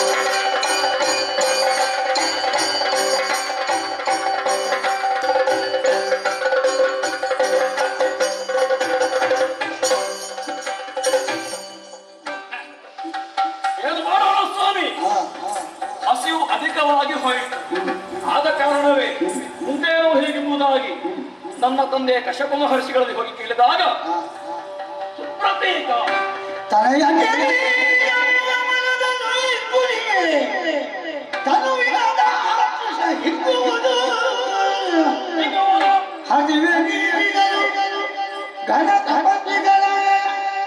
ವಿಭಾವನು ಸುಪ್ರತೀಕ ಸೋದರನಿಗೆ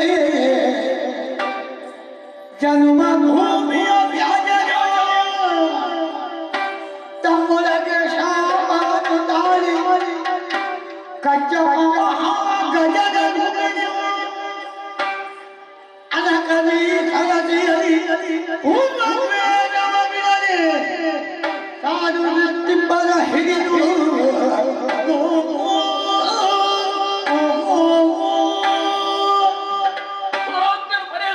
ಕೊಡುವುದಕ್ಕೆ ಬೇಕಾಗಿ ನಮ್ಮ ತೀರ್ಥರೊಬ್ಬರು ಸೂಕ್ತವಾದಂತಹ ಪರಿಹಾರವನ್ನೇ ಹೇಳಿಕೊಟ್ಟಿದ್ದಾರೆ. ಮಗನೇ ಮುಂದೆ ಸಾಗು. ಸರೋವರ ಒಂದು ಕಾಣ ಸಿಗುವುದು, ಅಲ್ಲಿಯ ನೀರನ್ನು ಕೊಡಿ ಅಂತಾದರೆ ನಿನ್ನ ಜಗದಾಗ್ನಿ ಪರಿಹಾರವಾಗುವುದು. ಇಷ್ಟಕ್ಕೆ ಮುಗಿಯುವುದಲ್ಲ ಮಗನೇ, ಸುಪ್ರತೀಕ ಹಾಗೆ ವಿಭಾವಸು ಎನ್ನುವಂತಹ ಋಷಿಗಳಿಬ್ಬರು ಪಿತೃವಿನ ತಂದೆಯ ಭೂಮಿಗೋಸ್ಕರವಾಗಿ ಹೊಯ್ದಾಡಿಕೊಂಡರಂತೆ. ಒಬ್ಬರಿಗೊಬ್ಬರು ಶಾಪವನ್ನು ಕೂಡ ಕೊಟ್ಟುಕೊಂಡ್ರು. ಒಬ್ಬ ಆನೆಯಾಗು ಎಂಬುದಾಗಿ ಶಾಪ ಕೊಟ್ಟರೆ, ಮತ್ತೊಬ್ಬ ನೀನು ಆಮೆಯಾಗು ಹೀಗೆಂಬುದಾಗಿ ಶಾಪ ಕೊಟ್ಟರು. ಹಾಗೆ ಒಬ್ಬ ಆನೆಯಾಗಿ ಮತ್ತೊಬ್ಬ ಆಮೆಯಾಗಿ ಆ ಸರೋವರದಲ್ಲಿದ್ದಾರೆ. ಅವರಿಬ್ಬರನ್ನು ಹಿಡಿದು ತಿಂದಿ ಎಂದಾದರೆ ಇನ್ನು ಉದರಾಗ್ನಿ ಪರಿಹಾರ ಆಯಿತು ಹೀಗೆಂಬುದಾಗಿ ದಾರಿ ಹೇಳಿದ್ದಾರೆ. ಆದ ಕಾರಣ ತಡ ಮಾಡುವುದು ಸರಿಯಲ್ಲ. ನೀರಿಗಿಳಿದು ಆಮೆಯನ್ನು ಆನೆಯನ್ನು ಎರಡು ಕೈಗಳಿಂದ ಎತ್ತಿಕೊಂಡು ಮೇಲೆ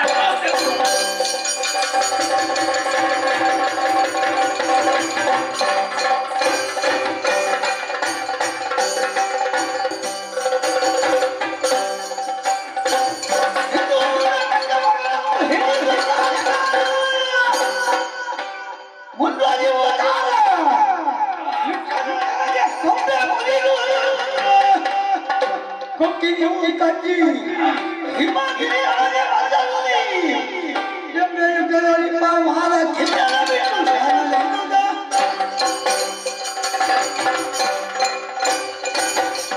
ಆಮೆಯನ್ನು ಆನೆಯನ್ನು ಎರಡು ಉಗುರಗಳಿಂದ ಹಿಡಿದುಕೊಂಡು ಮೇಲೆ ನೆಗದೆ ಹೋಗಿ ಮರದ ರೆಂಬೆ ಎಂದರೆ ಕುಳಿತುಕೊಂಡೆ ಎಂದಾದರೆ ಆ ಮರದ ರೆಂಬೆ ಚಟ ಎಂಬುದಾಗಿ ಮುರಿದು ಬಿದ್ದಲ್ಲ. ಆ ಹೊತ್ತಿಗೆ ವಾಲಕಿನ್ಯರ ಮಠ ಋಷಿಗಳು ತಲೆ ಕೆಳಗೆ ಮಾಡಿ ತೂಗು ಹಾಕಿ ತಪಸ್ಸನ್ನು ಆಚರಿಸುತ್ತಾ ಇತ್ತು. ಇದು ಅವರ ಶಾಪವಾಕ್ಯಕ್ಕೆ ಗರುಡ ಬಲಿಯಾಗುವುದು ಬೇಡ ಎಂಬ ಕಾರಣಕ್ಕೆ ಬೇಕಾಗಿ ಆ ರೆಂಬೆಯನ್ನು ಬಲವಾರದ ಕೊಕ್ಕಿನಿಂದ ಹೇಳಿದ್ದೇನೆ. ಈ ಋಷಿಗಳ ಪ್ರಾಣ ಉಳಿಬೇಕಲ್ಲ, ನೇರವಾಗಿ ಕಿವೋತ್ಪವತ್ತ ಕೊಂಡು ಹೋಗಿ ಅವರನ್ನಲ್ಲಿ ಬಿಟ್ಟು ಬರ್ತೇನೆ.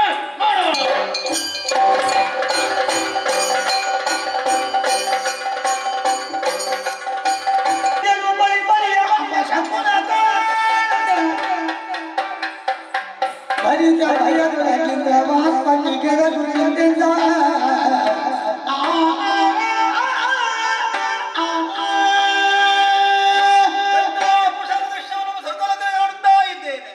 ಕೆಲವು ದಿವಸಗಳಿಂದ ರಕ್ತ ಮಳೆ ಸುರಿಯುತ್ತಾ ಇದೆ, ಭಯಂಕರದ ಬೆಂಕಿಡುತ್ತಾ ಇದ್ದೇವೆ.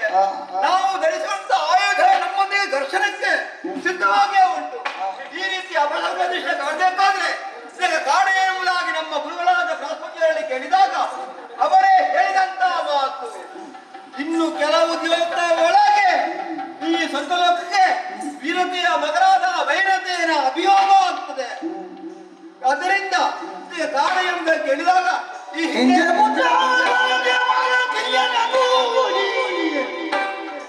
ಮುಂದೆ ಸಮಿತು ಕೊಡಲು ಕಟ್ಟಿಯ ಕಷ್ಟದಿ ನಿಂದು ಬೀಳುತ್ತೆಂದು ತರುತ್ತಿರಲು ನೀರವರ ನಿಂತಿದ್ದ ಕಾರಣದಿ ಪ್ರತಿ ನಿಂದ ರೂಪ ಬಂದೀಪ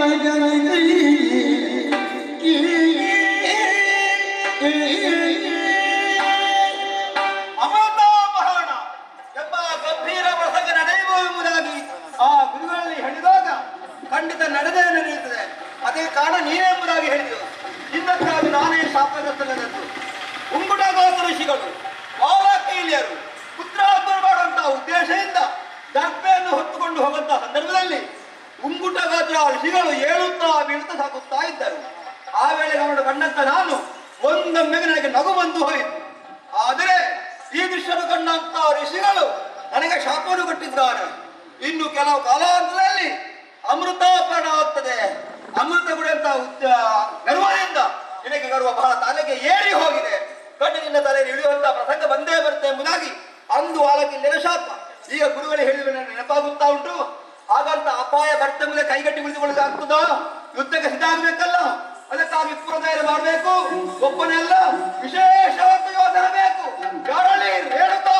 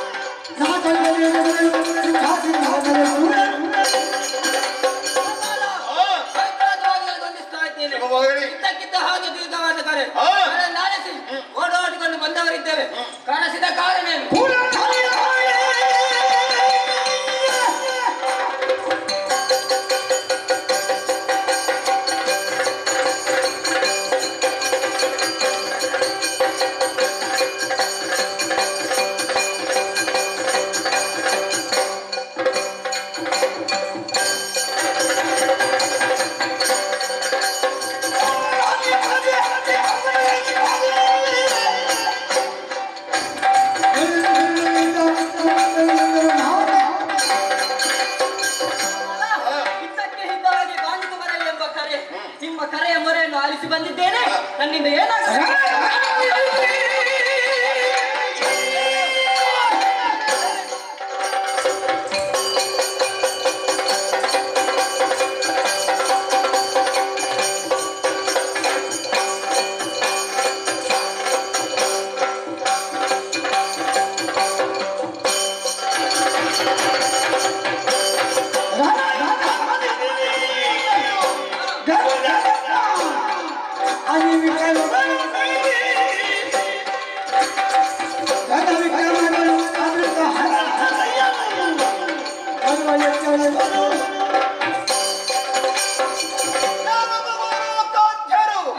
ನೀವು ರಣಯೋಧರು. ಎಲ್ಲಾ ಪ್ರಸಂಗದಲ್ಲಿ ನಿಮ್ಮನ್ನು ಕರೆಯುವ ಕ್ರಮ ಇಲ್ಲ. ಇವತ್ತೇ ಕರೆದು ಯಾಕೆ ಗೊತ್ತುಂಟು? ನೋಡಿ ಅಲ್ಲಿ ವಿನಂದೆಯ ಮಗ ವೈನತೆಯರಂತೆ ಅಮೃತಾವರಣ ಉದ್ದೇಶದಿಂದ ನಮ್ಮ ಸಕಲಕ್ಕೆ ಅಭ್ಯಾಸ ಮಾಡಲಿಕ್ಕೆ ಸನ್ನದ್ಧನಾಗಿದ್ದಾನೆ.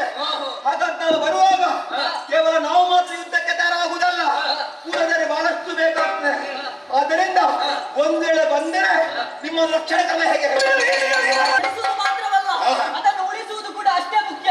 ಹಾಗಾಗಿ ಸ್ವರ್ಗಲೋಕದ ಸಂಪತ್ತನ್ನು ಬಯಸಿ ಯಾರೇ ಬರಲಿ ಅವರನ್ನು ನಾವು ಸೋಲಿಸುತ್ತೇನೆ, ಬಿಡುತ್ತಿದ್ದೇವೆ. ಸರ್ವ ಪ್ರಯತ್ನ ಮಾಡಿ ಆ ಅಮೃತ ರಕ್ಷಣೆ ಮಾಡಬೇಕು. ಅದಕ್ಕಾಗಿ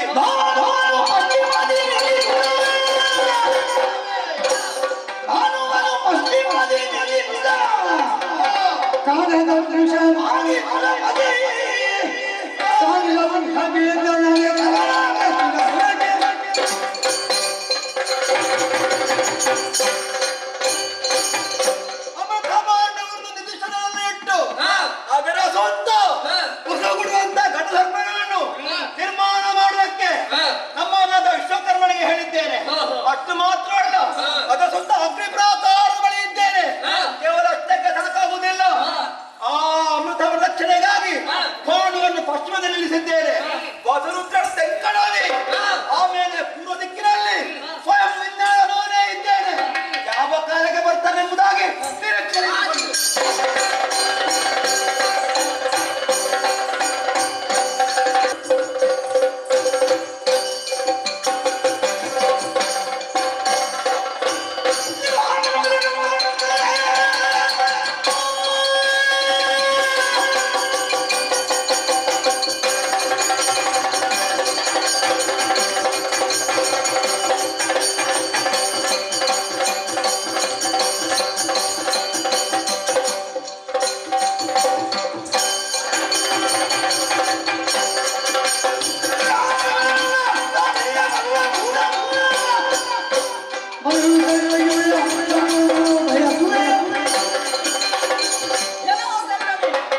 ಕಾಡಿನಲ್ಲಿ ಮಾಂಸವನ್ನು ಕಿತ್ತು ತಿಂದು ಬದುಕುವ ಹಕ್ಕಿ ನೀನು.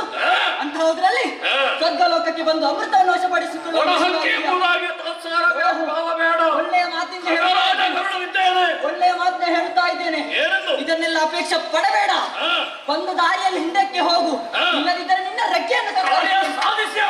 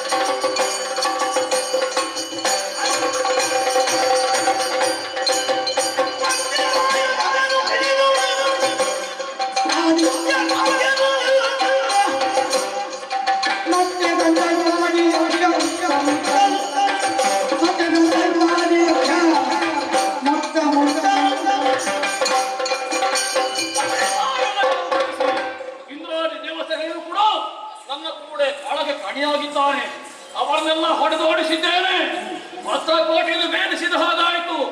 ಅಮೃತದ ಬಾಂಡ ಎಲ್ಲಿ ನಿಮ್ಮದಾಗಿ ಹುಡುಕುತ್ತಾ ಮುಂದೆ ಸಾಕ್ತೇನೆ.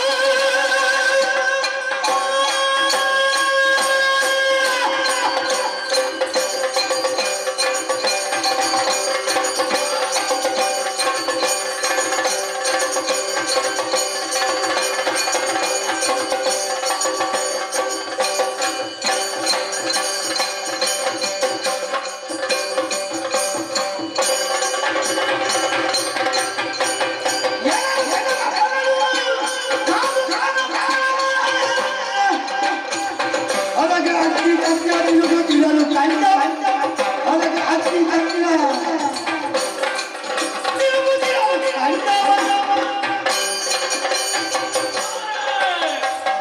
ಬಹಳ ಬುದ್ಧಿವಂತತೆ ಬೇಕು.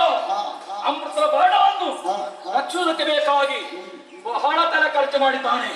ನೋಡಿದ್ರ ಅತಿ ಪ್ರಾಕಾರದ ಮಧ್ಯದಲ್ಲಿ ಆ ಅಮೃತದ ಬಾಣವನ್ನು ನಿಲ್ಲಿಸಿದ್ದಾನೆ.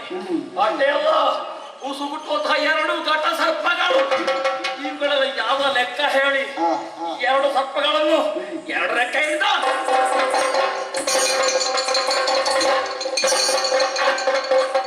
ಸರ್ಪಗಳು ಸತ್ತು ಹೋದವು. ಇನ್ನು ಅಗ್ನಿ ಚಕ್ರ, ಇದು ಕೂಡ ಲಕ್ಷ್ಯವಲ್ಲ. ಭೂಮಿಗೆ ಹಾಕ್ತೇನೆ, ಸಮುದ್ರದಲ್ಲಿ ಸೇರಿ ಈ ಲೆಕ್ಕಗಳು ನೀರಿಗೆ ಹತ್ತಿ ಆ ನೀರಿನಿಂದ ಮತ್ತೆ ನಿಲ್ಲಿಸ್ತೇನೆ.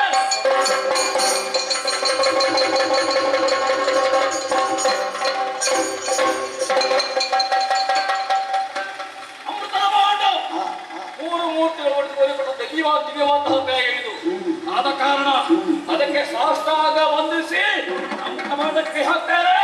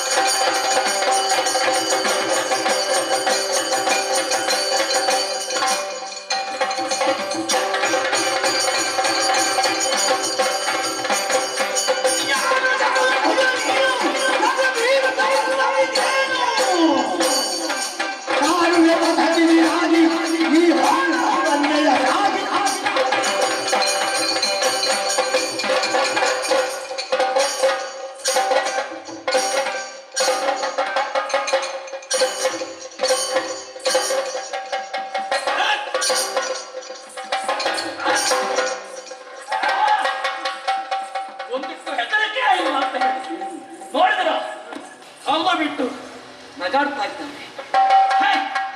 4 ಕೈಗಳು, ಶಂಖಚಕ್ರ ಗದಾಪಕ್ಕ ಎನ್ನುವಂತಹ 4 ಆಯುಧಗಳು ಧಾರಣೆ ಮಾಡಿಕೊಂಡವ ನೀನು.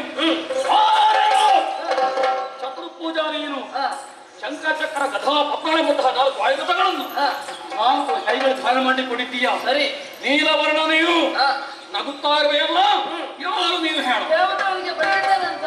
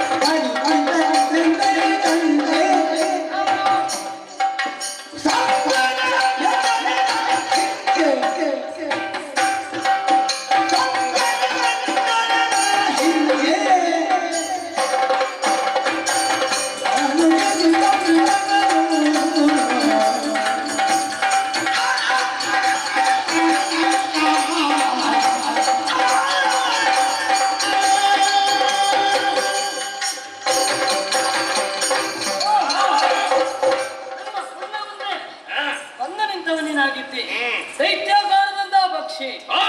ಓ, ಹೇಳುವುದನ್ನು ಕೇಳಿದ್ದೇನೆ. ಏನೆಂದು? ದೇವತೆಗಳಿಗೆ ಒಬ್ಬ ಹೊಡೆದಿದ್ದಾನಂತೆ. ಹೌದಾ? ಮಾತ್ರವಲ್ಲ, ಮತ್ತೆ? ಘಟ ಸರ್ಪವನ್ನು ಕೊಂದಿದ್ದಾನಂತೆ. ಅಮೃತದ ಭಾಂಡಕ್ಕೆ ಕೈ ಇಕ್ಕಿದ್ದಾನಂತೆ. ಕಳ್ಳನೊಬ್ಬ ಬಂದಿದ್ದಾನಂತೆ. ಎಲ್ಲ ಎಲ್ಲ ಬಹಳ ವಿಷಯ ಸಂಗ್ರಹ ಮಾಡಿದ್ದೆ. ಹೌದೌದು. ದೇವತೆಗಳಿಗೆ ಬಡಿದನಂತೆ, ಘಟಸರ್ಪಗಳನ್ನು ಕೊಂದನಂತೆ, ಅಮೃತ ಅಪಹಾರ ಮಾಡಿದನಂತೆ. ಹೌದು, ಕಳ್ಳ ಕಳ್ಳನ ಹಾಗೆ ಬಂದ. ಕಳ್ಳ ಎಲ್ಲಿದ್ದಾನಂತ ನೋಡುದು. ಇದು ನಿನ್ನ ಕೈಯಲ್ಲಿ ಕೈಯಲ್ಲಿ ಇರ್ತದೆ.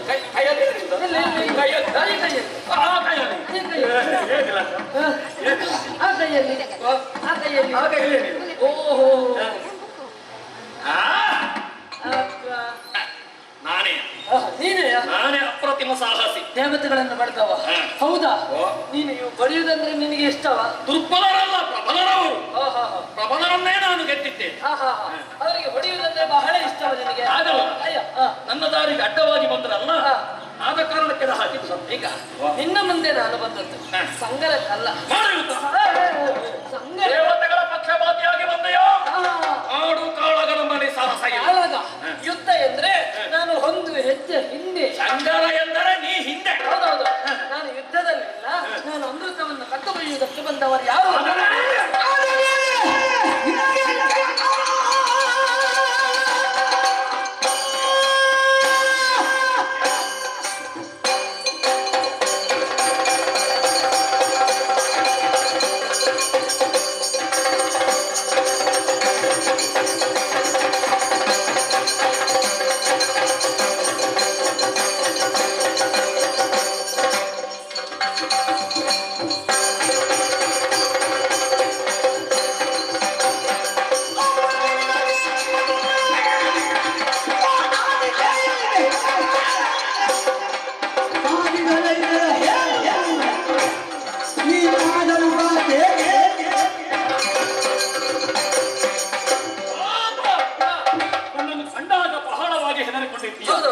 ಸಂಗರ ಎಂದರೆ ನಾ ಹಿಂದೆ ಹಿಂದೆ ಹೋಗಿ ಜಾರಿಕೊಳ್ಳುತ್ತಾ ಇರುವ ಸ್ವಭಾವ ನಿನ್ನದು. ಆದರೆ ನಿನಗೆ ಏನು ಕೆಲಸ? ಈ ಗರುಡ ದಾರಿಗೆ ಅಡ್ಡವಾಗಿ ಗೋಡೆಯಂತೆ ನಿಂತಿರುವೆಯಲ್ಲ, ನಗುತ್ತಾ ಇರುವೆ. ಹೌದೇನೋ? ದೇವಲೋಕದಲ್ಲಿ ರಾಣಿಗಡ್ಡ ಬರಬೇಕಿದ್ರೆ ಸುಗಮ ಪಕ್ಷಪಾತಿಯು ಅಥವಾ ಬೇರೆ ಏನಾದರೂ ಕಾಯಕ ದಿನಗೊಟ್ಟು ಸವಿಸ್ತಾರವಾಗಿ ತಿಥಿಪತಿ ಹರಿ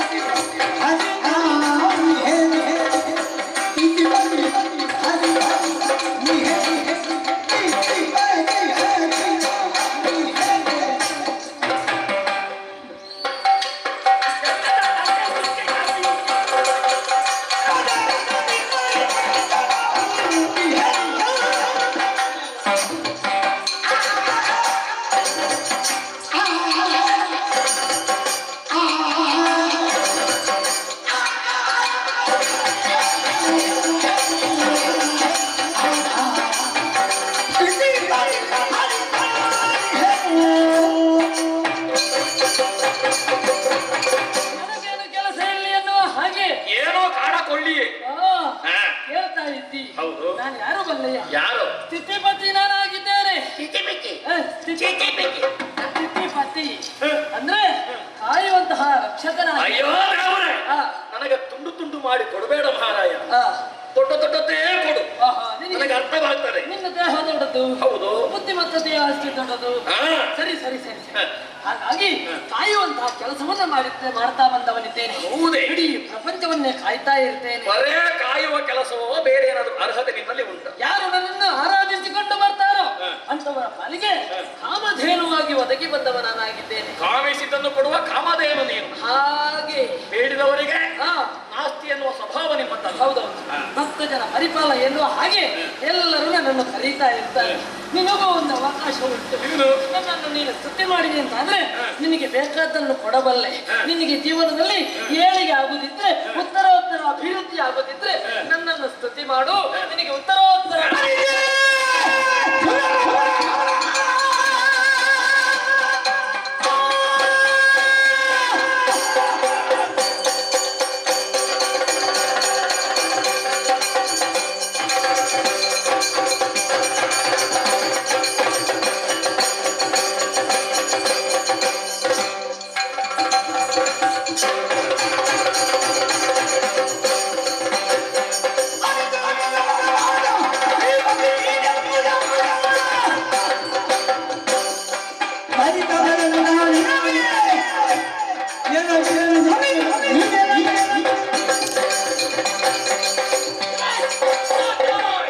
ಮೆಲ್ಲ ಪುಣ್ಯ ಆಗ್ತದೆ. ಹುಟ್ಟಿ ಬಿಚ್ಚಿದೆಯಾದರೆ ಜಾಗ್ರತೆ.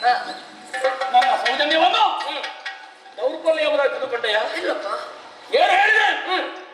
ಬೇಡಿದವರಿಗೆ ಕೊಡುವಂತಹ ಗುಣದಲ್ಲಿ ಉಂಟು. ನನ್ನ ಗುಣ ಅದು. ಬೇಕಿದ್ರೆ ಬೇಡುತ್ತೇನೆ. ಹೌದು ನಾನು ಹೌದು. ನಿನ್ನಲ್ಲಿ ನೀನಲ್ಲ, ಯಾರು ಬೇಕಿದ್ರೆ ಬೇಡುವುದು. ಬೇಡುವುದು ಹಾ.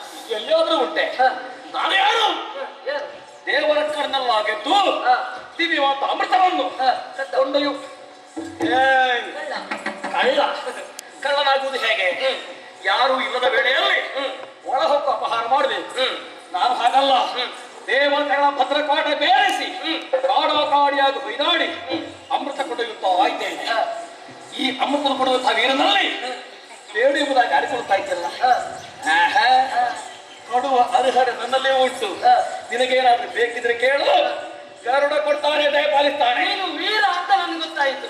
ವೀರ ಎಂಬುದನ್ನು ಅನಿಸೆ ನೀನೆಂದು ನಾನಲ್ಲಿಂದು ಬಂದೇ ಮೆಚ್ಚಿ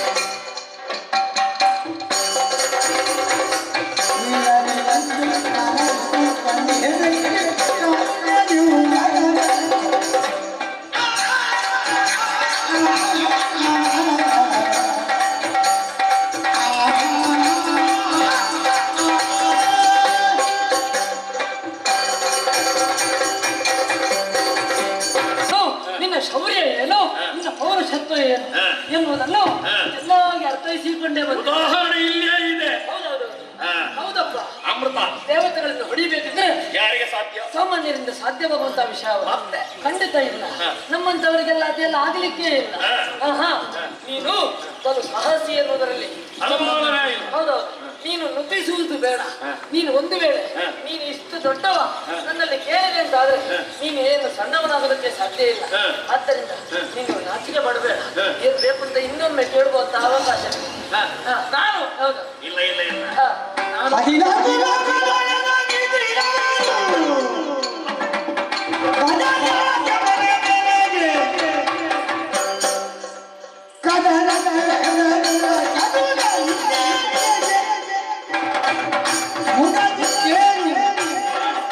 ನಾನು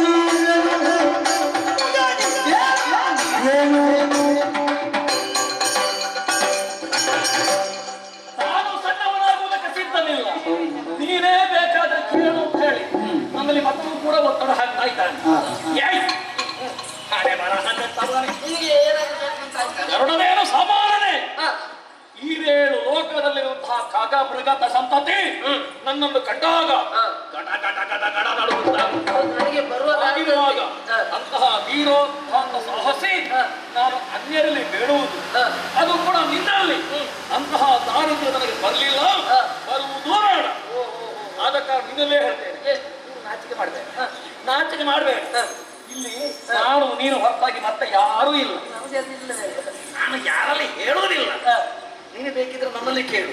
ಕೇಳಿದ್ದು ನಾನು ಹಿಂದೆ ಮುಂದೆ ನೋಡದೆ ವೀರನಾದಂತಹ ನೀನು ಸರ್ಪಗಳಾದಂತಹ ನನಗೆ ಏನಾದ್ರೂ ಕೊಡ್ತೇನೆ ಎನ್ನುವ ಹಾಗೆ ನನ್ನಲ್ಲಿ ಕೇಳ್ತಾ ಇದ್ದೀನಿ. ಇನ್ನು ಕೊಟ್ಟದ ಬೇಡ. ಇನ್ನು ಕೊಟ್ಟದ ಇಲ್ಲ. ಯಾರ್ದ ಕೊಟ್ಟಾಗ ಅಲ್ಲ ಮತ್ತೆ ಕೊಡುಗೈ. ಕೊಡುಗೈ ಅಲ್ಲ, ಕೊಡುಗೈ ಕೊಡುಗೈ. ಹೌದೌದು. ಹಾಗಿದ್ರೆ ನೀನು ಕೊಡ್ತೇನೆ ಅಂತ ಬಾಯಲ್ಲೇ ಹೇಳ್ತಾ ಇದ್ದೀನಿ. ಆದ್ರೆ ನೀನು ಒಂದು ವೇಳೆ ನಾನು ಕೇಳಿದ ಮೇಲೆ ನೀನು ಕೊಡುವುದಿಲ್ಲ ಅಂತ ಹೇಳಿದ್ರೆ ದೈತ್ಯಾಕಾರದ ಪಕ್ಷಿ ನೀನು ಹೊಡೆದು ಬಡೆದು ಅಪ್ಪರಿಸಿ ಮುಂದುವರಿಸಿ ಬಂದೆ ಅಂತ ಆದ್ರೆ ನನಗೆ ಧೈರ್ಯ ಬೇಕಾಗುತ್ತದೆ. ಆದ್ದರಿಂದ ಧೈರ್ಯ ಸಾಕಾಗುವುದಿಲ್ಲ. ಮತ್ತೆ ನನ್ನ ವಿಶ್ವಾಸ ಇಲ್ಲ ಅವನಿಗೆ. ಎಲ್ಲಾದ್ರೂ ಬಡ್ದು ಬಿಟ್ಟರೆ ಪ್ರಾಣ ಇಲ್ಲವ. ನನಗೆ ಭಾಷೆ ಒಂದು ವೇಳೆ ಕೊಟ್ಟೆ ಅಂತ ಆದ್ರೆ ನನಗೆ ಧೈರ್ಯ ಬರ್ತದೆ. ನನಗೆ ಗೊತ್ತಾಗಿದೆ ನಿನಗೆ ಭಾಷೆ ಇಲ್ಲ ಅಂತ. ಅಲ್ಲ, ಭಾಷೆ ಇದ್ರೆ ಆ ಭಾಷೆ ಅಲ್ಲ, ಮತ್ತೆ ಭಾಷೆ ಕೈ ತಟ್ಟಿ ಧೈರ್ಯ ಬರುವುದಕ್ಕೆ ಬೇಕಾಗಿ ಕಾಯ ಮನಸ ವಾಚ ಹೌದೌದು. ತ್ರಿಕರಣ ಶುದ್ಧನಾಗಿ ನಿನಗೆ ಕೋಡಿ ಕೇಳಿದ್ರು ಕೊಡ್ತೇನೆ ಹೀಗೆ ಎಂಬುದಾಗಿ ಮಾತು ಕೊಡುದು. ಹಾಗೆಲ್ಲ ಬೇಡ. ಮತ್ತೆ ನಿನಗೆ ಯಾರು ಅತ್ಯಂತವಾದಂತಹ ಪ್ರೀತಿ ಪಾತ್ರರಾಗಿದ್ದಾರೋ ಅವರ ಆಣೆಯಾಗಿ ಹೇಳಿದೆ ಅಂತಾದ್ರೆ ನನಗೆ ಧೈರ್ಯ ಬರ್ತದೆ. ಹೌದಲ್ಲ? ಹೌದೌದು. 10 ದೇವರಿಗೆ ಪ್ರದಕ್ಷಿಣೆ ಬರುವುದಕ್ಕಿಂತ ಉಪವಾಸ ಹೆತ್ತ ತಾಯಿಗೆ ಪ್ರದಕ್ಷಿಣೆ ಬಂದ್ರೆ ಹೆಚ್ಚಿನ ಫಲವಂತೆ ಅಲ್ವೋ? ತಾಯಿಗಿಂತ ಬಂಧುವಿಲ್ಲ, ಉಪ್ಪಿಗಿಂತ ರುಚಿ ಇಲ್ಲ ಎಂಬಂತಹ ಧ್ಯೇಯವನ್ನೇ ಮುದ್ರಿಸಿಕೊಂಡವ ನಾನು. ನನಗೆ ಈ ಧರೆಯಲ್ಲಿ ಹೆತ್ತಂತಹ ಮಾತೆಯ ಹೊರತಾಗಿ ಮತ್ತೆ ಯಾರೂ ಪ್ರೀತಿಯವರಿಲ್ಲ. ಆದ ಕಾರಣ ನಿನಗೆ ತಾಯಿ ಆಣೆಯೇ ಕೊಡ್ತೇನೆ. ಹೌದಾ? ಹೌದು, ಆಯ್ತಲ್ಲ? ಹೆತ್ತಂತಹ ತಾಯಿ ವಿನೋದ ದೇವಿಯ ಆಣೆಯಾಗಿ ಹೇಳ್ತೇನೆ, ನೀನು ಕೇಳಿದ್ದನ್ನು ಅರಕ್ಷಣದಲ್ಲಿ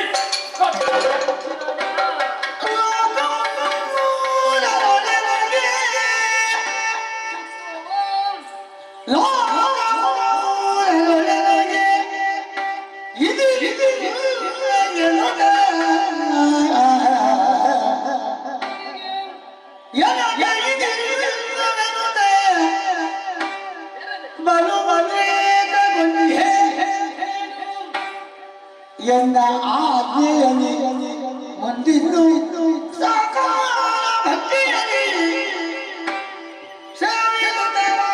ಹರಗೆ ನಿರಮವಾಗಿ ಬಾಳುವುದೆಂದ ಸಾಕಾರ ಭಕ್ತಿಯಲ್ಲಿ ಹೇಳಿದ ವಾಹನಗೆ ನಿರಮವಾಗಿ ಬಾಳುವುದೆಂದ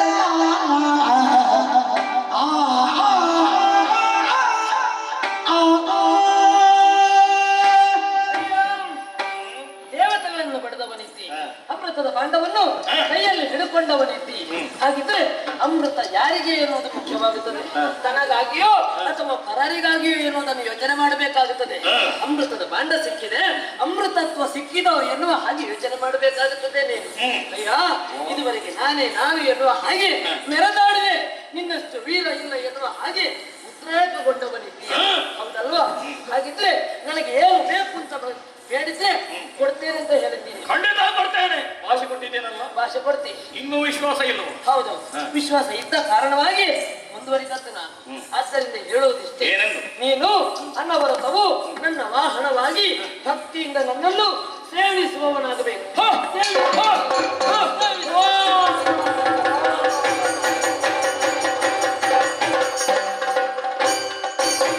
ಆ ಕರ್ಮರಾಗದ ಒಳಗಾಗಿ ಇದರಿಂದ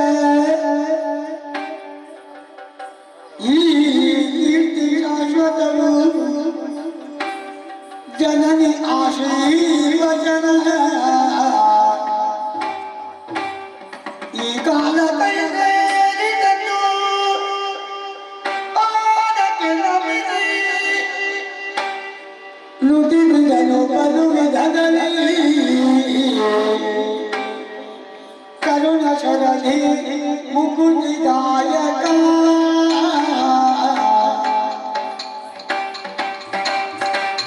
ಕರುಣ ಶರದಿ ಮುಕುಂದಿದಾಯಕ ಲಕ್ಷ್ಮೀ ಶರಣು ಧರಣ ಲೋಕನಾಯಕ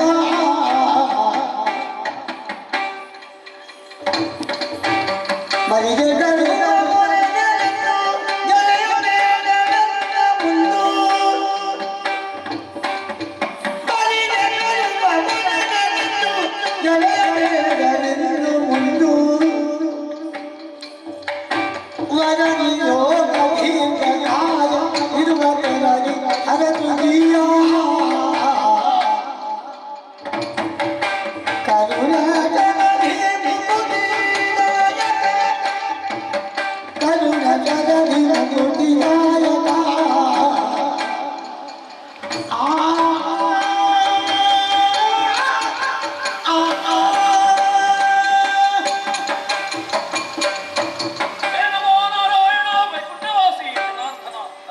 ಚಕ್ರಪಾಣಿ ಗದಾಧರ ಮೂರ್ತಿ ನಾರಾಯಣ ಕಾಪಾಡುತ್ತದೆ ಅನ್ಯಥಾ ಶರಣಂ ನಾಸ್ತಿ ತ್ವಮೇವ ಶರಣಂ ಮಮ ತಸ್ಮಾತ್ ಕಾರಣಭಾವೇನ ರಕ್ಷ ರಕ್ಷ ಪುರುಷೋತ್ತಮ ಹೇಗೆಂಬುದಾಗಿ ನಿನ್ನ ಪದತತ್ವಗಳಿಗೆ ಶಿರವನ್ನು ಬಾಗುತ್ತಾ ಇದೆ. ಸರಿ ಭಗವಂತ ಅತ್ಯುನ್ನತಿ ಪತನ ಹೇತು ಎಂಬಂತಹ ಉಕ್ತಿ ಇಂದಿಗೆ ಸತ್ಯವಾಗಿ ಹೋಯಿತು.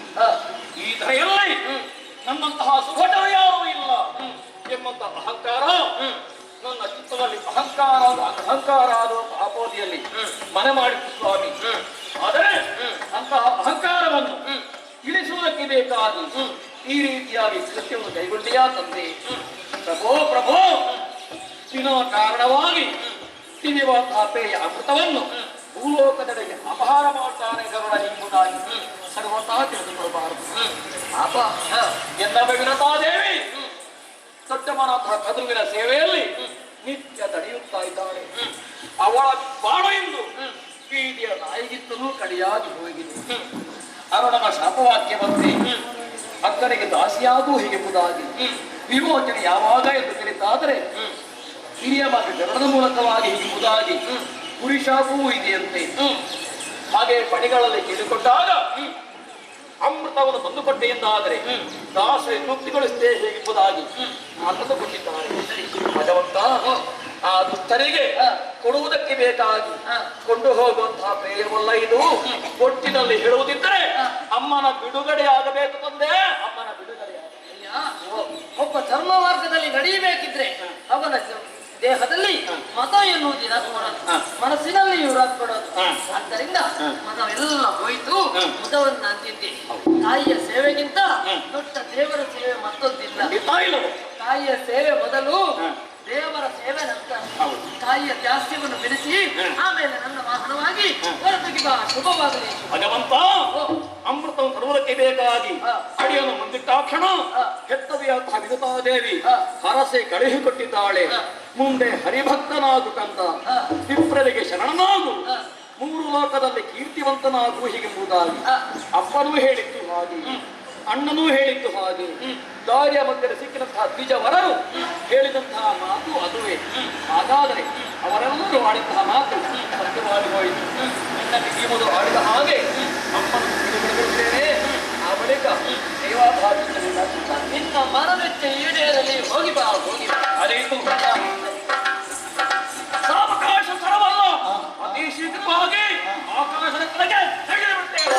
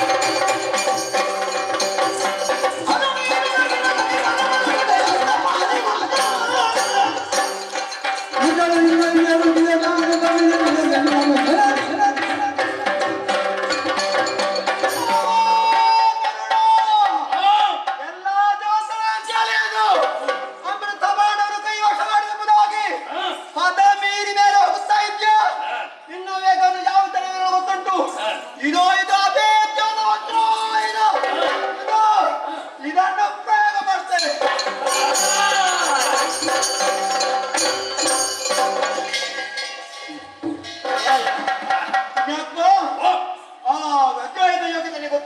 ಏನು ಅದೊಂದು ತ್ಯಾಗದ ಸಂಕೇತವಾಗಿದೆ.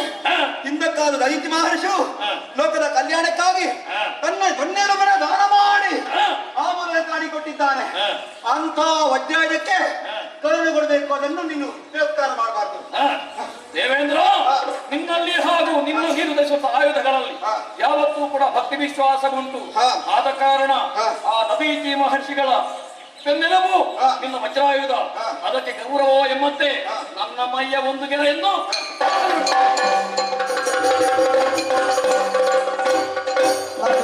ಶಿವನನ್ನು ಚಂದದಿಂದ ಎತ್ತಿ ಅದನ್ನು ಬಣ್ಣಿಸಿದ ಸುಪರ್ಣನಿಂದ ಖಗನ ಎಂದು ಪೊಗಳುತ್ತಿರಲು ಸುಲಭ ಅಚ್ಚರಿಯದ ಕರುಣಗುಣದಿಂದನು. ನೋಡಿದ್ದೀರ, ವಜ್ರಾಯುಧಕ್ಕೆ ಯಾವ ರೀತಿ ಮಾನ್ಯತೆ ಕೊಡಬೇಕು ಎಂಬುದನ್ನು ಅರಿತಂತಹ ಗರುಡ ತನ್ನ ಒಂದು ಗರಿಯನ್ನು ಬಿಸಾಡಿದ್ದಾನೆ. ಈ ಗರುಡನಿಗೆ ಸುಪರ್ಣ ಎನ್ನುವಂತ ಹೆಸರು ಇದೆ. ಈ ಗರಿ ಬಿದ್ದಂತಹ ಕ್ಷೇತ್ರಕ್ಕೆ ಅದೇ ಹೆಸರು ಸೂಕ್ತ ಎಂಬುದಾಗಿ ಭಾವಿಸಿ ಇನ್ನು ಮುಂದಕ್ಕೆ ಇದು ಸುಪರ್ಣ ಕ್ಷೇತ್ರ ಅಥವಾ ಸೌಪರ್ಣಿಕಾ ಕ್ಷೇತ್ರ ಎಂಬುದಾಗಿ ಹೆಸರಾಗಲಿ. ಅಷ್ಟೇ ಅಲ್ಲ, ಅಮೃತವನ್ನು ತಂದು ಒಂದು ಇಟ್ಟಿದ್ದ. ಅದಕ್ಕೆ ಬೇಕಾಗಿ ಅದನ್ನು ಕೂಡ ಇದು ಮಾಡಿ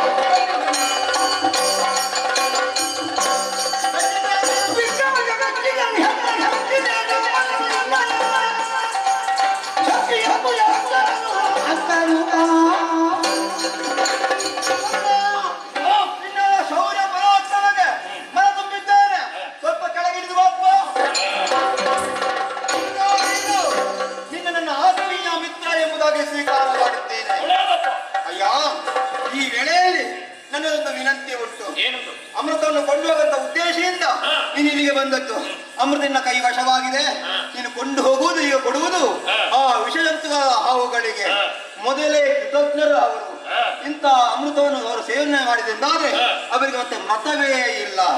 ಒಂದು ವೇಳೆ ಅವರಿಗೆ ಒಂದು ಅಧಿಕಾರ ಸಿಕ್ಕಿದ್ರೆ ಮತ್ತೆ ಲೋಕದ ಎಲ್ಲರೂ ಕೂಡ ಹಿಂಸುದ ಗಮನ ಮಾಡ್ತಾರೆ. ಆದ್ದರಿಂದ ಕೆಟ್ಟ ಸಂತಾನಗಳಿಗೆ ಅಮೃತವನ್ನು ಕೊಡಬಾರದೆಂಬುದಾಗಿ ನನ್ನ ವಿನಂತಿ. ಅದಕ್ಕೆ ನಾನು ಇಷ್ಟು ಪ್ರಯತ್ನ ಪಟ್ಟದ್ದು. ದೇವೇಂದ್ರ, ದಿವ್ಯವಾದ ಅಮೃತವನ್ನು ಭೂಲೋಕದೆಡೆಗೆ ಕೊಂಡೊಯ್ಯುವಂತಹ ದುರುದ್ದೇಶ ಖಂಡಿತ ನನ್ನದಲ್ಲ. ಯಾಕೆ ಕೊಂಡು ಹೋಗ್ತೇನೆ? ಒಟ್ಟಿನಲ್ಲಿ ಅಮ್ಮನ ದಾಸ ವಿಮುಕ್ತಿಯಾಗಬೇಕು. ಇನ್ನ ಕೇಳಿಕ್ಕೆ ಇಷ್ಟೇ ತಾನೆ. ಆ ಕರಾಳದ ಅಣ್ಣರಿಗೆ ಈ ಅಮೃತವನ್ನು ಕೊಡಬಾರದು. ಮೊದಲೇನಿಂದಲಾಗಿ ಪ್ರಾಣ ಭೀತಿ ಹೊಂದಿದ್ದಾರೆ. ಮತ್ತೊಂದು ಕಡೆಯಿಂದ ಅಮ್ಮನ ಶಾಪವಾಕ್ಯದ ಭಯ, ಮರಣ ಭಯವನ್ನು ತಪ್ಪಿಸೋಕೆ ಬೇಕಾಗಿ ಅಮೃತ ಬೇಕು ಹೀಗೆಂಬುದಾಗಿ ಅಪೇಕ್ಷೆ ಪಟ್ಟವರು ಉಪಾಯ ಅವರದ್ದು. ಒಂದು ಕೆಲಸ ಮಾಡುವ. ಏನದು? ಅಮೃತ ಅವರಿಗೆ ದೊರಕಲೇ ಅವರು ಸತ್ತಲ್ಲಿ ಸಾಯ್ಬೇಕು. ಆದ ಕಾರಣ ನಾನೀಗ ಅಮೃತ ಕೊಂಡು ಹೋಗ್ತೇನೆ. ಕೊಂಡು ಹೋಗಿ ದಿವ್ಯವಾದಂತಹ ಸ್ಥಳವೊಂದರಲ್ಲಿ ಇದನ್ನು ಇರಿಸ್ತೇನೆ. ಗೊತ್ತಾಯ್ತಾ? ಅವರಿಗೊಮ್ಮೆ ತೋರಿಸುವುದು ಮಾತ್ರ. ಆಮೇಲೆ ರಕ್ಷಿಸುವಂತ ಹೊಣೆಗಾರಿಕೆ ನಿನಗೆ ಬಿಟ್ಟರು. ಹೇಗೆ ಏನು ನನ್ನಲ್ಲಿ ಕೇಳಬೇಡ. ಹೇಗೆ ಒಪ್ಪಿಗೆಯ? ನಿನ್ನ ಮೇಲೆ ನನ್ನ ದೃಷ್ಟಿ ಉಂಟು. ಹೌದಲ್ಲ?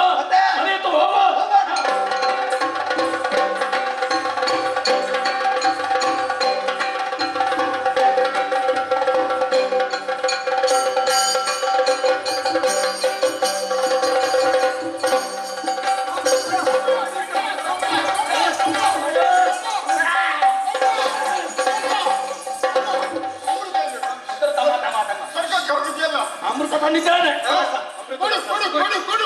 ನಿಮಗೆ ಅತಿ ಶೀಘ್ರವಾಗಿ ಮೃತ ಕೊಡುವುದಕ್ಕಿದ್ದೇನೆ. ಮೃತ ಕೊಡ್ತೇನೆ. ಅರ್ಥ ಆಗ್ಲಿಲ್ವಾ? ಈ ಮಾರಿಗೆ ಅರ್ಥವೇ ಆಗೋದಿಲ್ಲ. ಅಮೃತ ಅಮೃತ ಬೇಕು ಮತ್ತೆ ನಿಮ್ಗೆ ಮೃತ ಕೊಡುವುದಲ್ಲ. ಆದ್ರೆ ಒಂದು ದಿವ್ಯವಂತ ವಸ್ತು ಇದು, ಅಷ್ಟು ಸುಲಭದಲ್ಲಿ ಸ್ವೀಕಾರ ಮಾಡುವ ಹಾಗಿಲ್ಲ.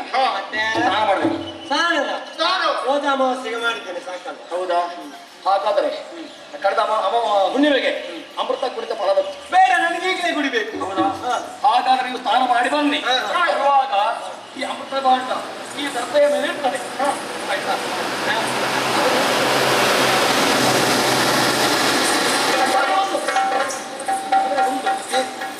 ಉದ್ದೇಶ ಎಂತದ್ದು? ಹೋದರೆ ಬಿಟ್ಟು ಹೋಗುವ ಇಲ್ಲ. ನನಗೆ ಅಮ್ಮ ಬೇಕು. ನನ್ನ ಕೈವಶ ಆಗಬೇಕು. ದೊಡ್ಡ ಬಿಟ್ಟು ಕೊಡಬೇಕು. ಅಮೃತ ಬಂತು. ಇನ್ನು ಅಮ್ಮ ಕೊಡುವುದಿಲ್ಲ ಅಂತ ಅದರಲ್ಲಿ ಸ್ನಾನ ಮಾಡ್ಬೇಕಂತ ಅಮ್ಮ. ಅದಕ್ಕಿಂತ ಮುಂಚೆಗೆ ಅವರ ಅಮ್ಮ ದಾಸಿತ್ವ ವಿಮೋಚನೆ ಮಾಡಿದ್ದೆ. ಅಮ್ಮ ನಿಮ್ಮ ಬಿಟ್ಟು ಬಂದಿದ್ದು ಮಗ. ಓ, ಕೈ ಎತ್ತಿ ಕೊಡಿ.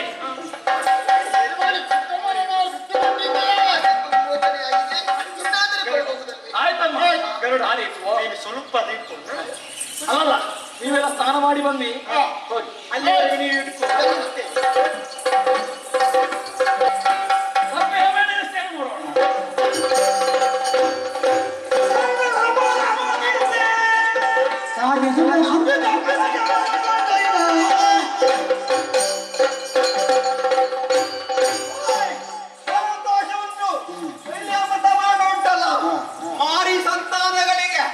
ಅಮೃತ ಅಲ್ಲ ಸಂಕಪಾಷಾಣ ಸತ್ತು ಮಣ್ಣದಿಂದ ಹೋಗಬೇಕು ಹೋಗ್ತದೆ.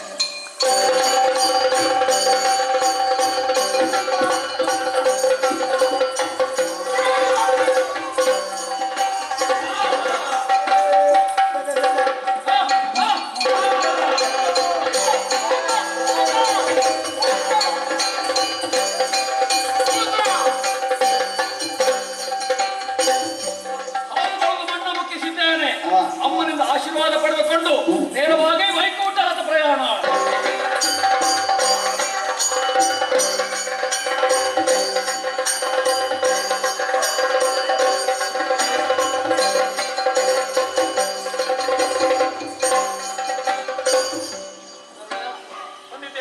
ಹೋಗಿ ಬಂದೆಯಾ?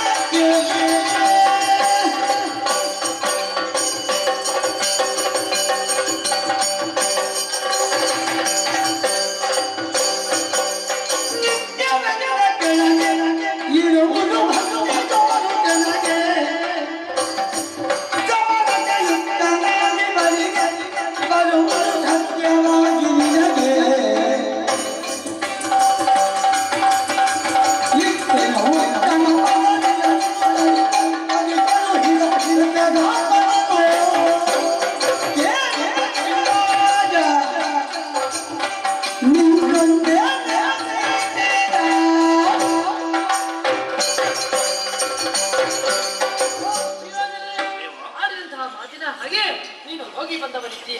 ತಾಯಿಯ ದಾಸ್ಯವನ್ನು ಬಿಡಿಸಿದೆಯಾ ಕಂದ?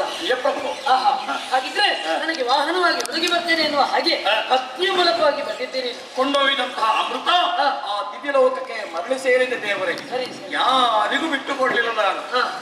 ಸರಿ ಸರಿ, ಹಾಗಿದ್ರೆ ವಾಹನವಾಗಿ ಒದಗಿ ಬರ್ತೇನೆ ಅಂತ ಹೇಳಿದ್ದೆ. ನನಗೆ ಭೂಮಂಡಲವನ್ನೊಮ್ಮೆ ಸುತ್ತಬೇಕು ಅಂತ ಆಗುತ್ತಾ ಇದೆ. ನನ್ನ ಬೆನ್ನನ್ನು ಯಾರು ಕೊಟ್ಟಿದ್ದೇನೆ.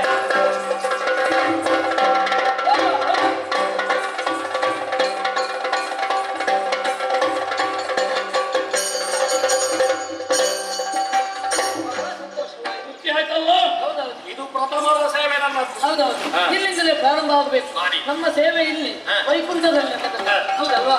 ತಾಯಿಯ ಮೇಲೆ ಭಕ್ತಿ ಏನು, ಅದನ್ನು ನಡೆಸಿಕೊಳ್ಳುವಂತಹ ಬಗೆ ಏನು ಎನ್ನುವುದನ್ನು ಲೋಕಕ್ಕೆ ಸಾರಿದವನಿಗೆ ಮಾತೃದೇವೋ ಭವ, ಪ್ರಾಣದ ಹಂಗನ್ನು ದೇವೋ ಭವ, ಆ, ಆಮೇಲೆ ಆಚಾರ್ಯ ದೇವೋ ಭವ. ಪ್ರಾಣದ ಹಂಗನ್ನು ತೊರೆದು ತಾಯಿಯ ಮಾತನ್ನು ಉಳಿಸುವುದಕ್ಕಾಗಿ ಶ್ರಮ ಪಟ್ಟವನೇ ನಿಜ. ನಿನ್ನ ಜೀವನ ಎನ್ನುವುದು ಆದರ್ಶವಾಗಬೇಕು ಎಲ್ಲರಿಗೂ. ಗರುಡೋದ್ಭವ ಎನ್ನುವಂತಹ ಈ ಕಥಾಭಾಗವನ್ನು ಯಾರು ಆಡ್ತಾರೆ, ಯಾರು ನೋಡ್ತಾರೆ ಅಂತವರಿಗೆ ಸಕಲ ಸನ್ಮಂಗಳದಾಯಕರಾಗಿರುವಂತಹ ಶ್ರೀ ಮಹಾಗಣಪತಿ ದೇವರು, ಹಾಗೆಯೇ ಕಟೀಲು ಶ್ರೀ ದುರ್ಗಾಪರಮೇಶ್ವರಿ ದೇವರು ಆಯುಷ್ಯ ಆರೋಗ್ಯ ಭಾಗ್ಯವನ್ನು ಕರುಣಿಸಲೆಂದು ಈ ಕಥೆಗೆ ಮಂಗಳವನ್ನು ಹಾಡುವುದಕ್ಕಾಗಿ ಸಭ್ಯರಿಂದ ಅಪ್ಪಣೆಯನ್ನು ಕೇಳ್ತಾ ಇದ್ದೇವೆ. ಭದ್ರಂ ಶುಭಂ ಮಂಗಳಂ.